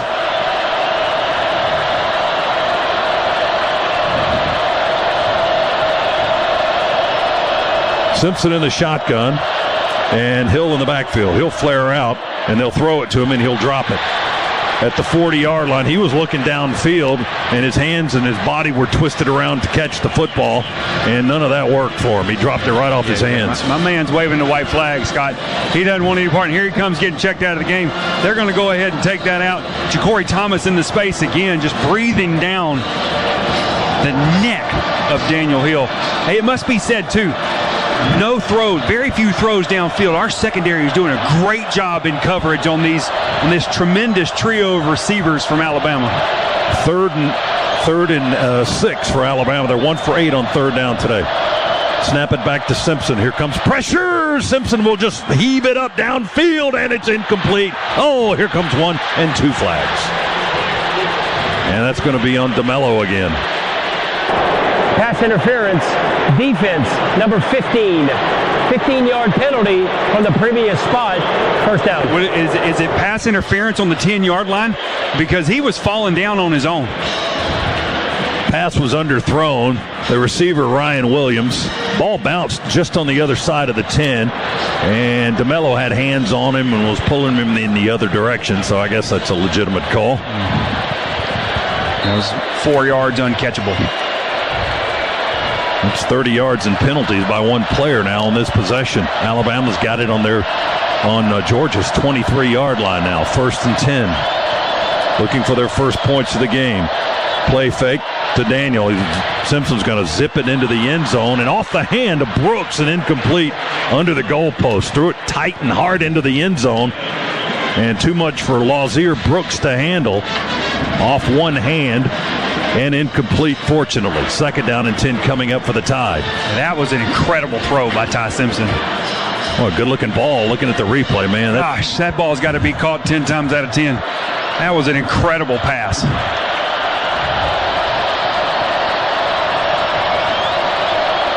.12:48 remaining in the game. Clock stopped with the incompleted pass.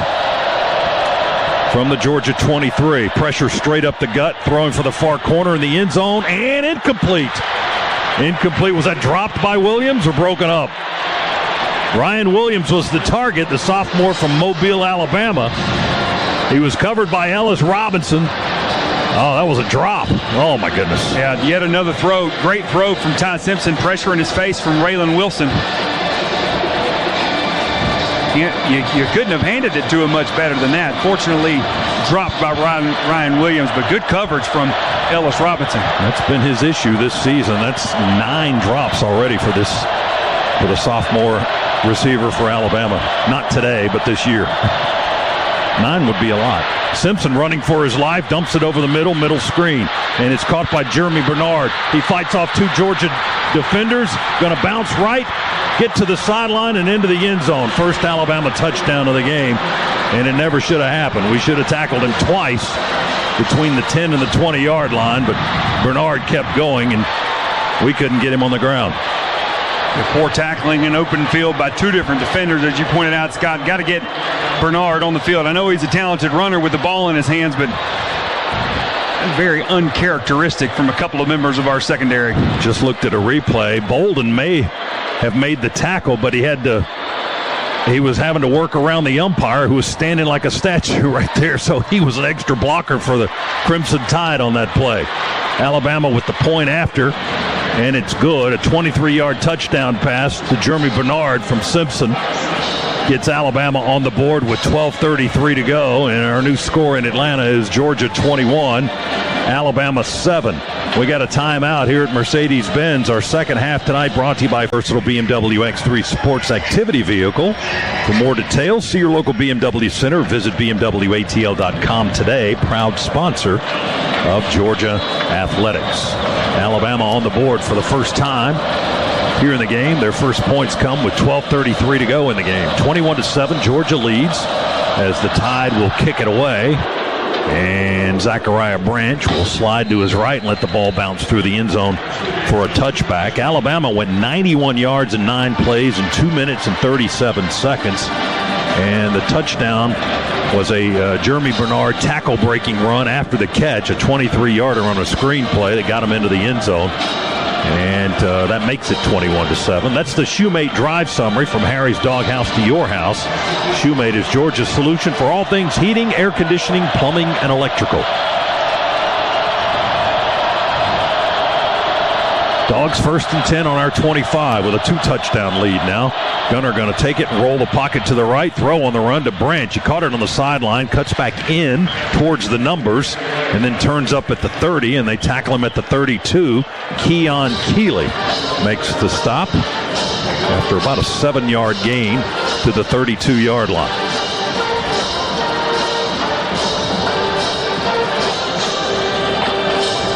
Dogs will huddle. Let that clock tick a little bit. How aggressive do the Dogs need to be here, Josh? Pretty aggressive. Alabama's an explosive offense. Stockton goes under center. Frazier, the lone setback. Play fake, roll to the right. Stockton looking downfield. He fires to the tight end, Oscar Delp, right at the yard marker. Makes the catch, gets out of bounds. First down at the 37-yard line. DeJohn Lee made the stop on the far boundary, and that's a Scana Energy first down at the 37. It's a 5-yard gain on that rollout and throw to Oscar Delp, the senior from Cumming, Georgia. Good job on the rollout, flooding that side of the field. Lucky was the down the field receiver, covered well. Delp underneath, open for the first down. Georgia in white and silver breeches, red hats, and we play fake the jet sweep with Bell. Boy, there was just a congregation of folks on that right side of the line of scrimmage. Gunner just ended up keeping the football and trying to do something with it, and what that something was, don't lose any yards, and he didn't. He stopped at the line of scrimmage, basically at the 36. Tim Keenan and all 320 played pound cake on that tackle, landing on top of Gunner. I don't think that play was designed like that. Second down and 10 for the Dogs. Branch in motion. He stops that motion at the quarterback and goes back left, and now Stockton will pull it down. Quarterback draw. Gunner lowers the shoulder, drives over the 40 and up to the 43-yard line. Nikai Hill-Green on the stop. The Alabama linebacker makes another tackle. He's made a bunch of those today. But Gunner picks up 7 up to the 43, or 6-yard gain, rather. 3rd and 4. A little more than 10 minutes remaining here in the game. Georgia with a 21-7 lead on Alabama here in the SEC Championship. London Humphreys, receiver to the right. 3 receivers to the left for Gunner and Frazier in the backfield. Snap back. Stockton plants, now rolls to the left. Cuts inside, and he's hit at the line of scrimmage. No gain on the play. Got hit at the 43 by Tim Keenan, the big defensive lineman for Alabama. And that's going to stop another offensive series for the Dogs. It's 4th down. We got to punt it away again. Quay Russaw was in hot pursuit of him, too. The linebacker from Alabama forced Gunner back up inside, right into the waiting arms of Tim Keenan. This sheet says 320. My man's not 320. He's easily like 340. Easy. Brett Thorson back on to kick it away for the Dogs. A lot of time remaining. Thorson will punt it high. Spiral will come down nose first. Oh, Cole Adams dropped it. He dropped it inside the 5. Whose ball? Whose ball? There's a small little pile. I guess Adams fell on his own muffed punt down there inside the 5. He was trying to fair catch around the 4, and the ball came out of his arms. We had 2 gunners down there to cover him up, but he got the ball back apparently. Thorson with a 50-yard punt, -2 on the return, and we got a timeout here in Atlanta.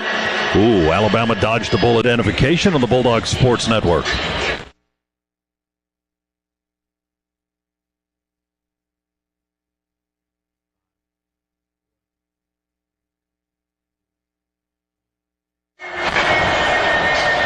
(21-7), Georgia leads Alabama, 4th quarter. Let's go to the Attorney Ken Nugent sidelines and DJ Shockley. Shock, what's happening? Hey, fellas, after that long touchdown drive by Alabama, C.J. Allen called up the entire defense, a spirited conversation, and pulled DeMello Jones over personally and said, hey, this is not what we do. We got to play with some composure, talking to the whole defense. So we'll see what happens here, but a big leadership moment from C.J. Allen. All right, Shock, Alabama starting in a hole on its own 5-yard line. Simpson to throw out of the end zone, and he's almost swallowed up by Georgia's pass rush. He throws it incomplete. Xavier McLeod was leading the charge back there. He was surrounded right under the goalpost, trying to go to Caleb Edwards, the tight end, just out of desperation, but it's incomplete. It'll be 2nd down and 10 now. Ball's on the 4, not the 5, far left into the field. Simpson stands in the end zone, taking the snap. He'll throw it to the 10. It's caught by Bernard. He makes one man miss, and then we grab his arm and get him down. Their receivers are hard to tackle for us.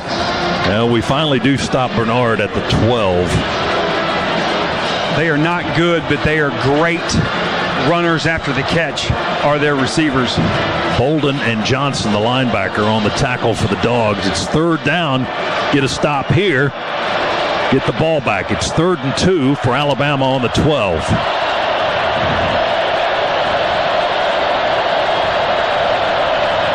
They bring the running back into the backfield.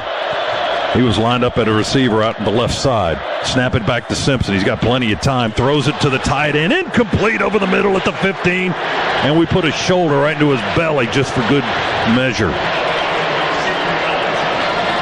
Every one of those 50-50 almost tight plays have not been made by Bama today. That ball off the fingertips of the tight end. They're going for it on 4th down, Scott. Apparently. 4th and 2 on the 12, their own 12. Maybe trying to get Georgia to move. Nope, they're going to run it. They run the play. They snap the ball, and they throw it incomplete. Incomplete. The Dogs take over on the Alabama 12. Wow. There's 8:13 to go, and they went for it on their own 12-yard line. Joseph Jonah driving his tackle into the throwing lane of Ty Simpson, forced a high throw. You got a big 6'6" tackle with a 6'5" defensive lineman pushing him, Scott. That allowed that forced that ball sailed high to the near sideline from Ty Simpson. Bernard, Georgia scored on a short field 3 times today. All 3 scores have come on a short field. Here we go again.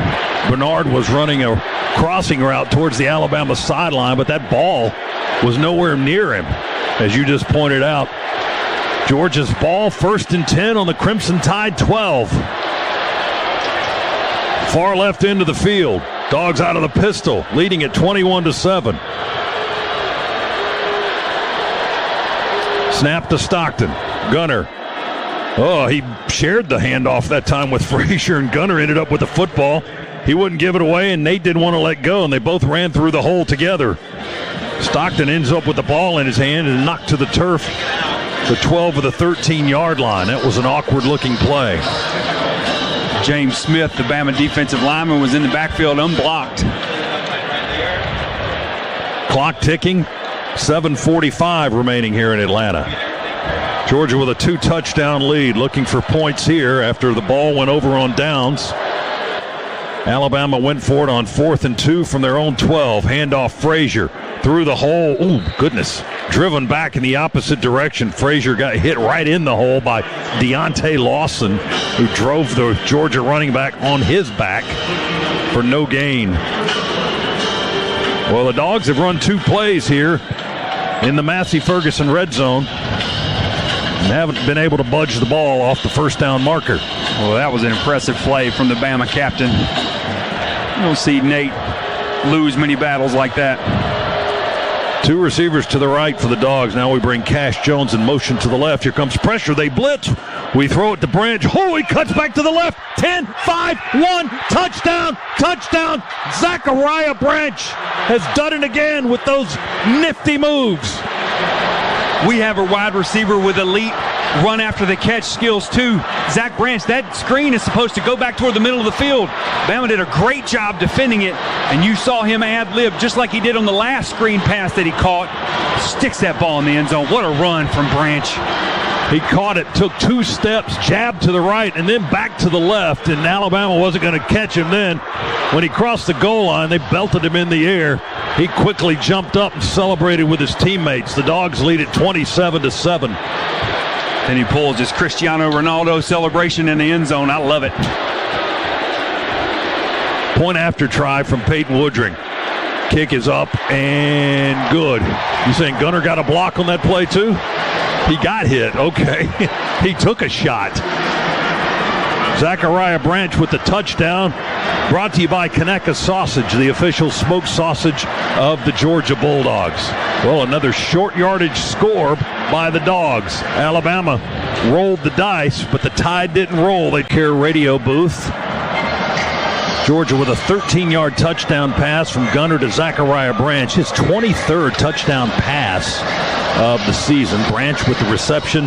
That's his 5th TD catch of the year. Georgia scoring drive. 3 plays, 12 yards, and a minute 22. That's the Shoemate drive summary. As the Dogs will kick it away through the end zone for a touchback.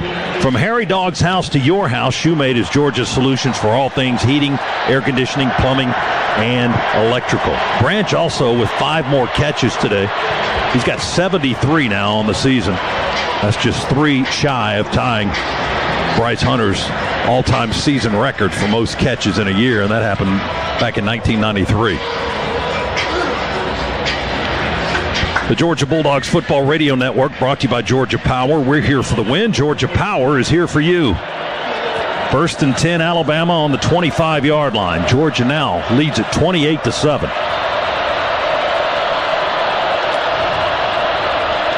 Simpson in the pocket will throw to his left. Caught at the 35 on an angle. That's Bernard, I think, trying to weave his way up the middle of the field. It was Bernard on the catch. He was hit by Raylan Wilson and KJ Bolden as he crossed the 40 at the 41-yard line. 16-yard gain. First down for the Tide. They want to move with some tempo. They trail by 3 touchdowns again. Simpson, we only rush 3. He'll throw. It's caught on the left side near the numbers at the 45-yard line. Again, Bernard on the reception. Tackle made by DeMello Jones, the sophomore from Swainsboro. They got 8. 2nd and 2 as we near 6 minutes remaining. From the Alabama 49, Simpson will throw again, far sideline, and this time the pass is incomplete. Bernard wanted to go for a 3rd strike. Dalen Everett denied it, and the pass is incomplete into the Georgia sideline. So it's 3rd and 2 now for Alabama. Clock stopped with 5:56 to go. Daniel Hill, the running back for Alabama, is going to have nightmares of number 3 and number 5 for the next week. C.J. Allen just absolutely blew him up in the pocket there in pass protection. Just a physical contact. Empty set. Now they motion in the running back into the backfield. Dogs look like they want to blitz. Will they? Simpson looking over the Georgia defense. We bring 4. Simpson in the pocket. Well, he's getting nervous now. He's going to pull it down and run, and Allen will hit him as he crosses midfield at the 50-yard line. Going to be a little bit shy of the first down, maybe by a yard. Ball's right in the middle of the field on the SEC logo on the 50. 4th down and a yard to go. Credit Georgia's secondary again with great coverage downfield. Nowhere to go for Ty Simpson. He got a yard on the scramble. Now they need another yard to get the first down. Clock moving at 5:20, and now Alabama wants to use a timeout. Timeout, Alabama. 4th and 1 coming up. Alabama calls time to talk about it. 5:20 remaining in the game, and Georgia leads the Crimson Tide 28-7. Piedmont Healthcare offers you exceptional hassle-free care closer to home. Piedmont, the official healthcare provider of UGA Athletics. Dogs are 5 minutes and 20 seconds away from successfully defending their SEC championship. Beat Texas here in overtime last year to claim their 15th title. 5 minutes and 20 seconds away from number 16 here tonight with a win over Alabama. Tide not done yet. They trail by a bunch, though. 3 touchdowns and not a lot of time remaining for them. Georgia's had some key swing plays in this ball game, including a blocked punt. We've had an interception, a turnover on downs on their 12-yard line, and Georgia's turned all of that into points. 4th and a yard to go from the 50 for the Tide. Snap back, play fake. Simpson, he dumps it to the tight end. He gets the first down, and the tight end, Edwards, takes a pretty good lick in Georgia territory at the 42 by C.J. Allen and Ellis Robinson. But he gets up okay, and they spot it down at the 42-yard line. 8-yard gain for the Tide, and that gives them the first down, moves the sticks. Ellis Robinson threw all 180 pounds. The clock, there's something wrong with the clock, I think. The referee is talking, can't hear him, but yeah, it didn't move at all from 5:20. Now they reset it to 5:15. And they start the clock, says Daniel Gautreaux. We don't need any clock bugaboos going on now. With 5 minutes to play and Georgia leading by 3 touchdowns. Simpson's got time to throw. He surveys the field, throws into double coverage on the left side, almost intercepted by Bolden. Ended up being tipped away by the Bulldogs sophomore safety from Buford, Georgia, and it's incomplete. Ryan Williams was the intended target, but denied by KJ. Well, Ellis Robinson's going to have a hard conversation with KJ in the locker room after the game. He's like, bro, that was number 5. that would have allowed me to finish the SEC season, finish this season, the leader in the SEC with 5 interceptions. Instead, it's 2nd down and 10 for Alabama from the Georgia 42-yard line.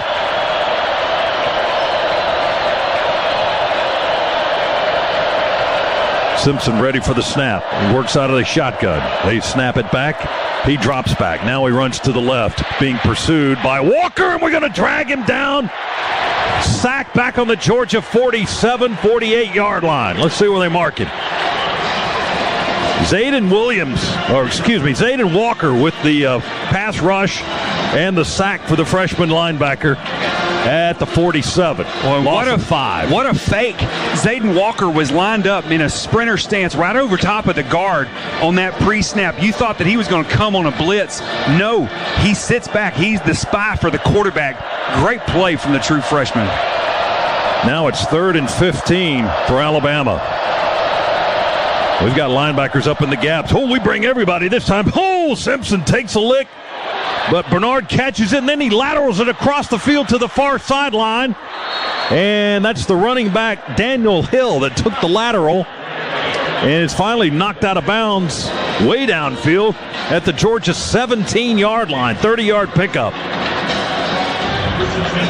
Ran a little trick play there. It looked like they set up a screen for Bernard. He had blocking, but he just jumped in the air and threw it behind him across the field to Hill, who caught it and got down to the 17. Alabama this time going to go for the end zone now with Jeremy Bernard. It's incomplete in the near right corner. Can't throw at Ellis Island and have success, Scott. Good coverage from Ellis Robinson on Bernard on the near end zone, just underneath our view here. 2nd and 10 for the Tide on the Dogs 17. Ball's on the far hash. Alabama trying to push it across here from the right, or to the right, with 3:42 to go. 3 receivers in a bunch formation to the left of the quarterback.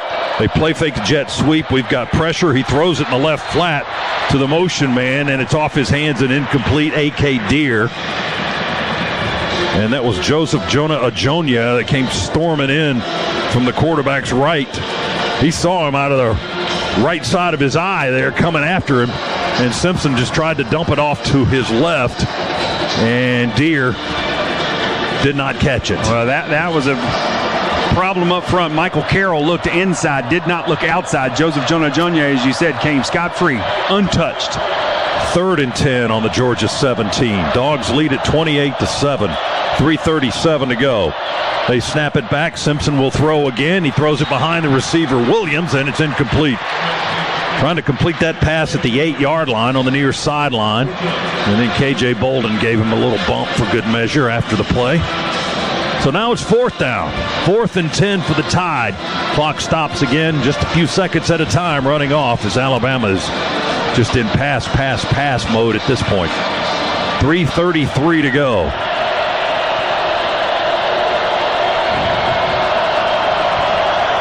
4th and 10 for the Tide. Ball's on the 17 of the Dogs. How many will we bring this time? We bring 5, and then we have a spy. Justin Williams chasing. They chase Simpson out of the pocket. He curls, he spins, he rolls to the right. Now he throws towards the end zone, and it's incomplete. Through the hands of Bolden, off the body of Bernard, and to the turf, incomplete. It's the Dogs' ball going the other way. Once again, a turnover on downs by Alabama. Georgia football at our 17-yard line. Backyard football at its finest, my goodness, KJ. KJ, the practice between now and the bowl game, wherever Georgia plays on New Year's Day, you're going to have some ball skill drills. Kirby Smart's giving him a hard time over there on the sideline, too, I'm sure. Get your hands on the ball and get that ball batted out of bounds. Or catch it. If he had picked that in the end zone, he would have +3 on the math there. We would have had it at the 20 instead of the 17. I'm sure he was thinking about that. Handoff, Nate Frazier. On 1st down for the Dogs, tackled by Tim Keenan, running straight up the hash, although Nate never runs straight. I mean, he's always side to side until he finds a gap, and then he's gone. He got 3 that time to the 20. 2nd down and 7. Countdown begins for Georgia's fans. Less than 3 minutes to go. Georgia 28, Alabama 7. The Dogs closing in on a 16th SEC championship. Alabama fans are getting an early start on traffic on the way home. It's thinning out on the near side of Mercedes-Benz Stadium. Gunner's under center. Chauncey Bowens in the backfield. Play fake. Gunner's still, he's not done yet. He wants to throw. Now he's going to keep it. Run some time and then just collapse to the turf at the 15-yard line. And there were a couple of defenders there. Keeley and Smith, 2 linemen. And Gunner goes down before they can hit him. Well, and that's a play you do when the opposing team doesn't have any timeouts. You just when you lead by three touchdowns too. Yeah, you don't need to make something happen at that point. No, you don't. But also too, you don't need to take that hit. You roll out of bounds, buy a little bit more time, and then throw that thing into the 10th row on your side. Alabama has called a timeout with 2:31 remaining. They have 1 left. We'll have the 2-minute timeout in 31 seconds. Georgia has a full allotment of its timeouts in case they need to use something there. Georgia 28, Alabama 7. The Dogs don't have 300 yards of offense. You might be surprised with 28 points, but as we pointed out, Georgia's scoring has been on short fields all afternoon. Georgia with 280 yards of offense, Alabama with 209. But look at this, Alabama minus 3 yards rushing today. Whew. Gunner going to stretch handoff Bowens straight up the hash. Bowens rips off a big run up across the 30. Oh, look at Lucky pumping his fist. Chauncey Bowens finally spun down at the 34-yard line by Red Morgan, the nickelback. He just exploded through the hole right up the hash. I guess it's not the Red Sea, Scotty. It was the Crimson Sea just parted right in the middle of that Alabama defense, and Bowens exploded through it, like you said. And that fall that he took, that hurt him. Yeah, he's shaking up. Get to the sideline. He's not going to. He's going to go down on a knee between the numbers and the sideline. His trainers are out to greet him.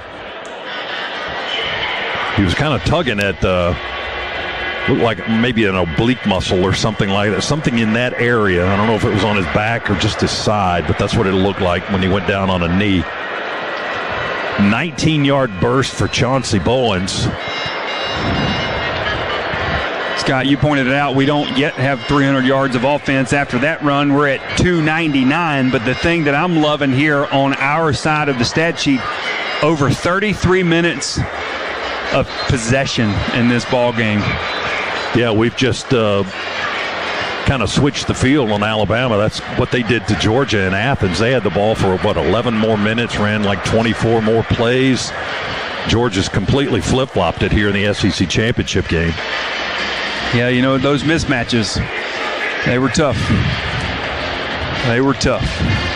Clock was wound again. It's going to wind down to the 2-minute mark, and we'll have a timeout as Bowens was helped to the sideline now for Georgia. So 2 minutes remaining. We've got a break here at Mercedes-Benz. 2 minutes before Georgia takes home another SEC championship trophy. The confetti will fly in red and black here in a couple of minutes. Georgia. And they've had the ball, time of possession, just a couple of minutes more. 6 minutes and 49 seconds to 4 minutes and 49 seconds. The big picture, however, is 28-7. Georgia leads.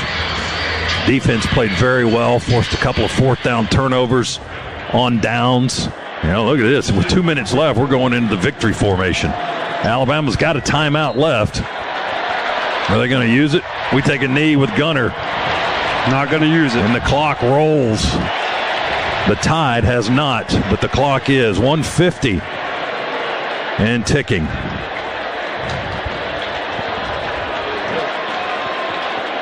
Dogs, second down now coming up on the next snap of the ball. 2nd and 11, lost a yard on the kneel down. Now the UGA chants begin here inside Mercedes-Benz Stadium. Most of the Alabama portion of the stands has cleared out. Gunner getting ready to take another snap. How about the play of Malachi Tolliver today? Man, a young kid the bell, didn't he? Gosh almighty, he did. So proud of him. Not just because he's from Cartersville and he's a Purple Hurricane. I love the kid. But a young kid grew up today. He was given a shot and he made the most of it. So proud of him. Gunner takes another knee. Clock continues to go. Less than a minute now. 3rd and 11. Play clock at 20. We'll let as much time run off that thing as we can. And then take one more knee, and that'll be it. We're getting lined up, and this will indeed be the victory snap right here. Gunner takes the snap, takes a knee. 35 seconds to go. You won't need to snap it anymore. That's the ball game. Georgia is your SEC champions in 2025. We go back-to-back in 24 and 25 and defeat Alabama today 28-7, the final score. The Dogs' 12th win of the year. Alabama suffers what could be a very troubling third loss of the season. We shall see tomorrow. Will they be in the playoffs or will they not be in the playoffs? Georgia definitely headed there. Dogs with their 16th SEC championship and a winner over Alabama, 28-7. Stay tuned for our post-game coverage. That's straight ahead from Mercedes-Benz Stadium right here on the Georgia Bulldogs Sports Network.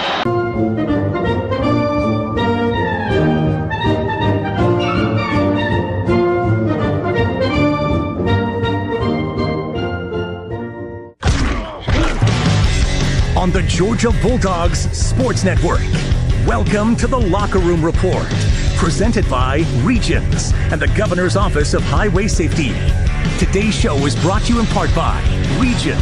Get the Georgia Bulldogs Regions Visa debit card or prepaid Regions Now card. The Governor's Office of Highway Safety. Drive sober. Don't get pulled over. Hoffman Financial Group, helping build your financial dynasty. And by Hotel Indigo, Athens' only downtown boutique hotel. Now back to the Piedmont Healthcare broadcast booth. Once again, here's Neil Hondo Williamson.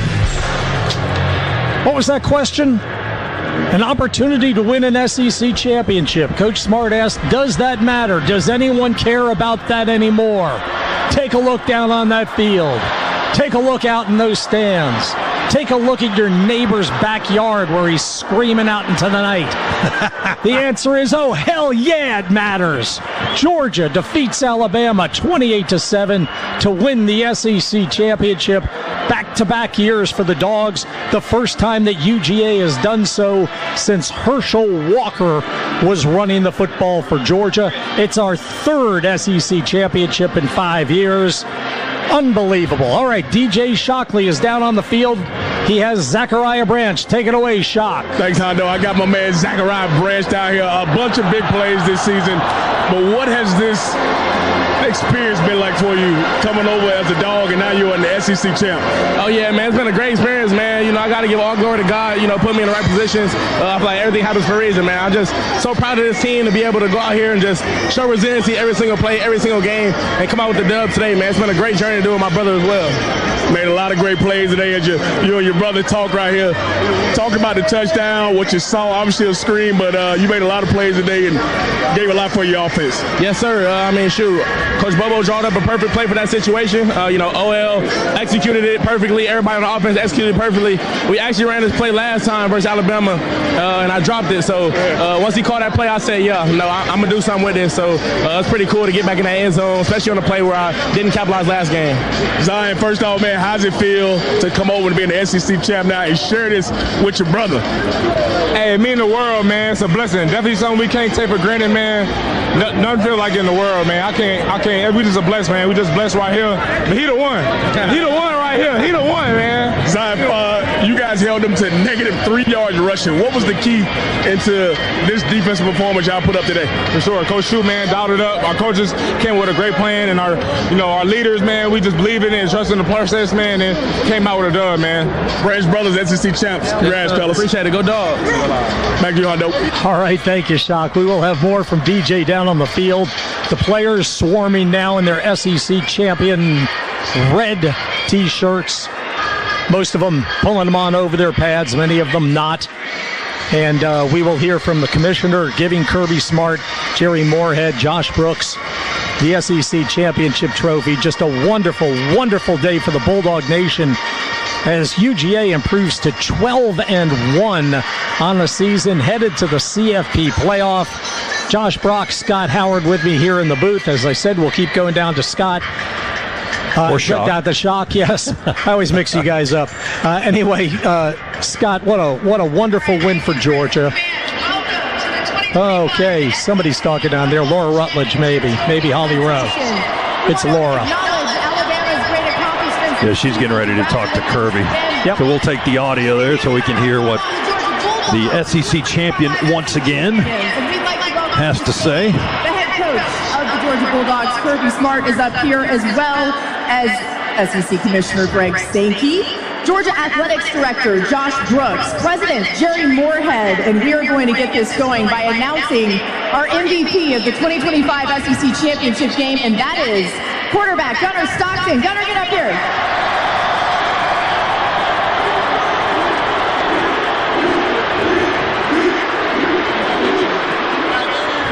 Gunnar, I know you don't like to take a ton of credit, and you love to give the credit to your teammates, but when we were just about to do the interview down there, a couple of your teammates were coming by and they said, he's the one. What can you say about this group and the way they've supported you?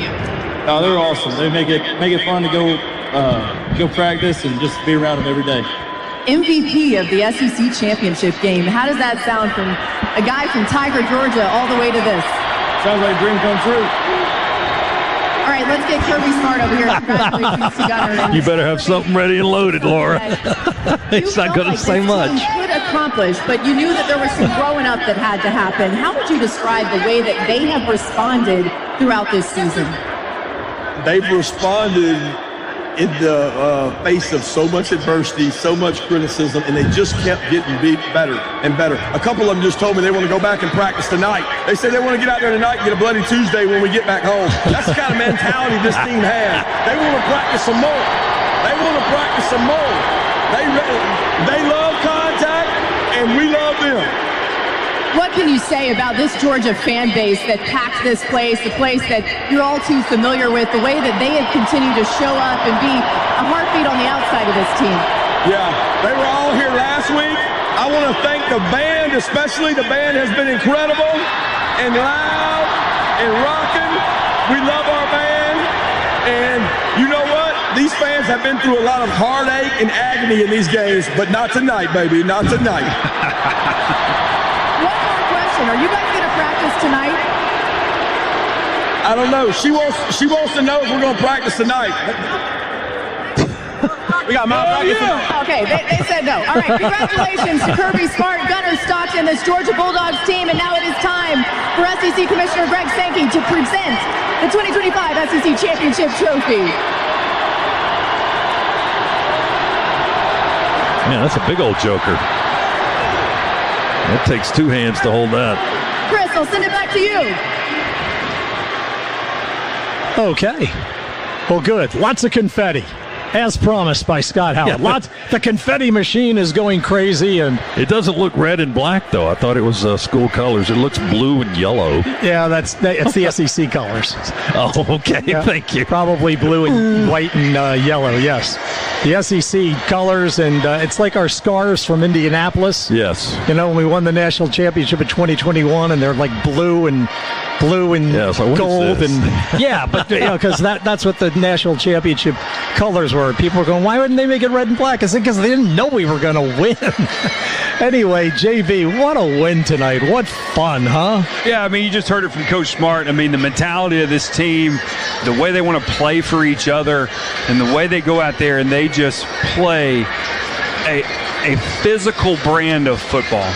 And there aren't many times that you could say when you play Alabama that you just absolutely whip them. Today's game, we absolutely physically dominated that football team. Their quarterback not wanting to run into guys and falling down. Their running back not wanting to pick up blocks. Their receivers not wanting to catch the ball because they're about to get smoked by one of our guys in the secondary or one of our linebacker crew.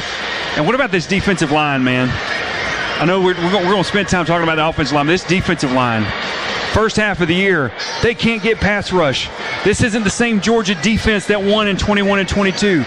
This team can't do this. This team can't do that. All of those things tonight were silenced, and that defensive line controlled this football game. That rush that we had on Ty Simpson, especially in the second half when we could pin our ears back up 21-0, 21-7, 28-7. But us sending those guys time and again and him being under the duress that he was, at one point I thought, this looks like a movie set where the director is saying, okay, let's run that again.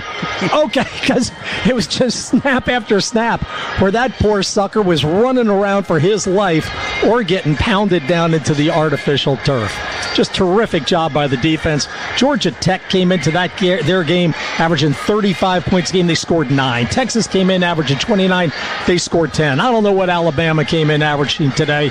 I'm sure I have it in my notes here somewhere, but they walk away with only 7 points. Phenomenal job done by the Georgia. I think Alabama was averaging 33.3 points a game. 33, and Georgia's defense today coming up so big. All right, Scott, let's talk a little bit about Gunner Stockton, the moxie we know about, but today, you know, Gunner didn't have his greatest game last week against Georgia Tech, and we were all wondering, what the heck is that? And is it the change in the center position or whatever it is? Gunner Stockton today, 20 of 26, 156 yards, 3 touchdown passes, only took 1 sack, no interceptions. Let's go back down to the field to DJ Shockley. Shock. I got my man C.J. Allen with me, the leader of this Georgia defense. C.J., first off, man, I know a weight lifted off. Just how's it feel now to be an SEC champ, especially again? Man, it feels great. Thinking about all the team runs, you know how I get, all the Buddy Tuesdays, man, you know, for moments like this, and you know, it's paying off. Take me through, you had a heated discussion with your defense after that touchdown. Why was that needed at that moment? We had a couple penalties, you know, like it wasn't like Georgia, you know, there wasn't Georgia football. That's not how we got here, you know.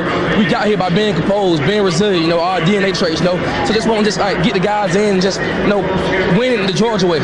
You guys held them to -3 yards rushing in the SEC championship game. How crazy is that? It's crazy, man. Go back to fall camp, you know. Number one goals on the board was stop the run. And that's something we pride ourselves on, stopping the run. CJ, congrats, man. Appreciate you. I know, back to you. I love that giggle right there at the end. CJ, they're just so happy. Josh, you experienced this 2 times. Where I'm going, where I'm getting emotional is because it's funny as players, what you remember, what did you hear him talk about? Yeah. When we were in camp. Yeah, the runs. All of those team runs. The team runs. All of those Bloody Tuesdays. All of that stuff comes back when you win a confetti game. All of it. And what's funny is we talk about this team and how they play for one another. And CJ's one of those guys that just, you talk about a guy that laid it all on the line, came back 12 days after having a knee procedure, played last week against Tech, got himself back in game shape, and played a hell of a football game today for his defense. That's his defense. Yeah. So when he calls that meeting on the sideline, that's his defense, and they play in his image, and it's been so fun to watch them this year. After surrendering the only touchdown of the night, C.J. Allen called the defense together and gave them an earful about the way they needed to play down the stretch. We have had our heart broken by this Crimson team in this building many times. Not tonight, friends. Not tonight. We'll take a break. We'll come back. We'll have more from Mercedes-Benz Stadium, where Georgia has just won its 16th SEC championship, second in 2 years, third in 5 years, 28-7. Say it loud, over Alabama. Bulldog Sports Network.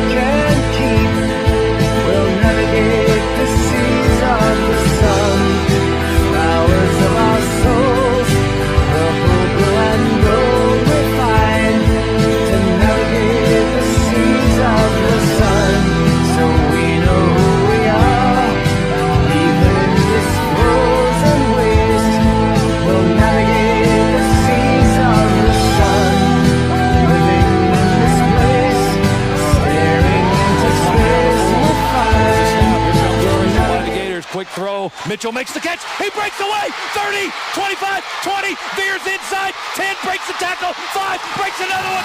Touchdown!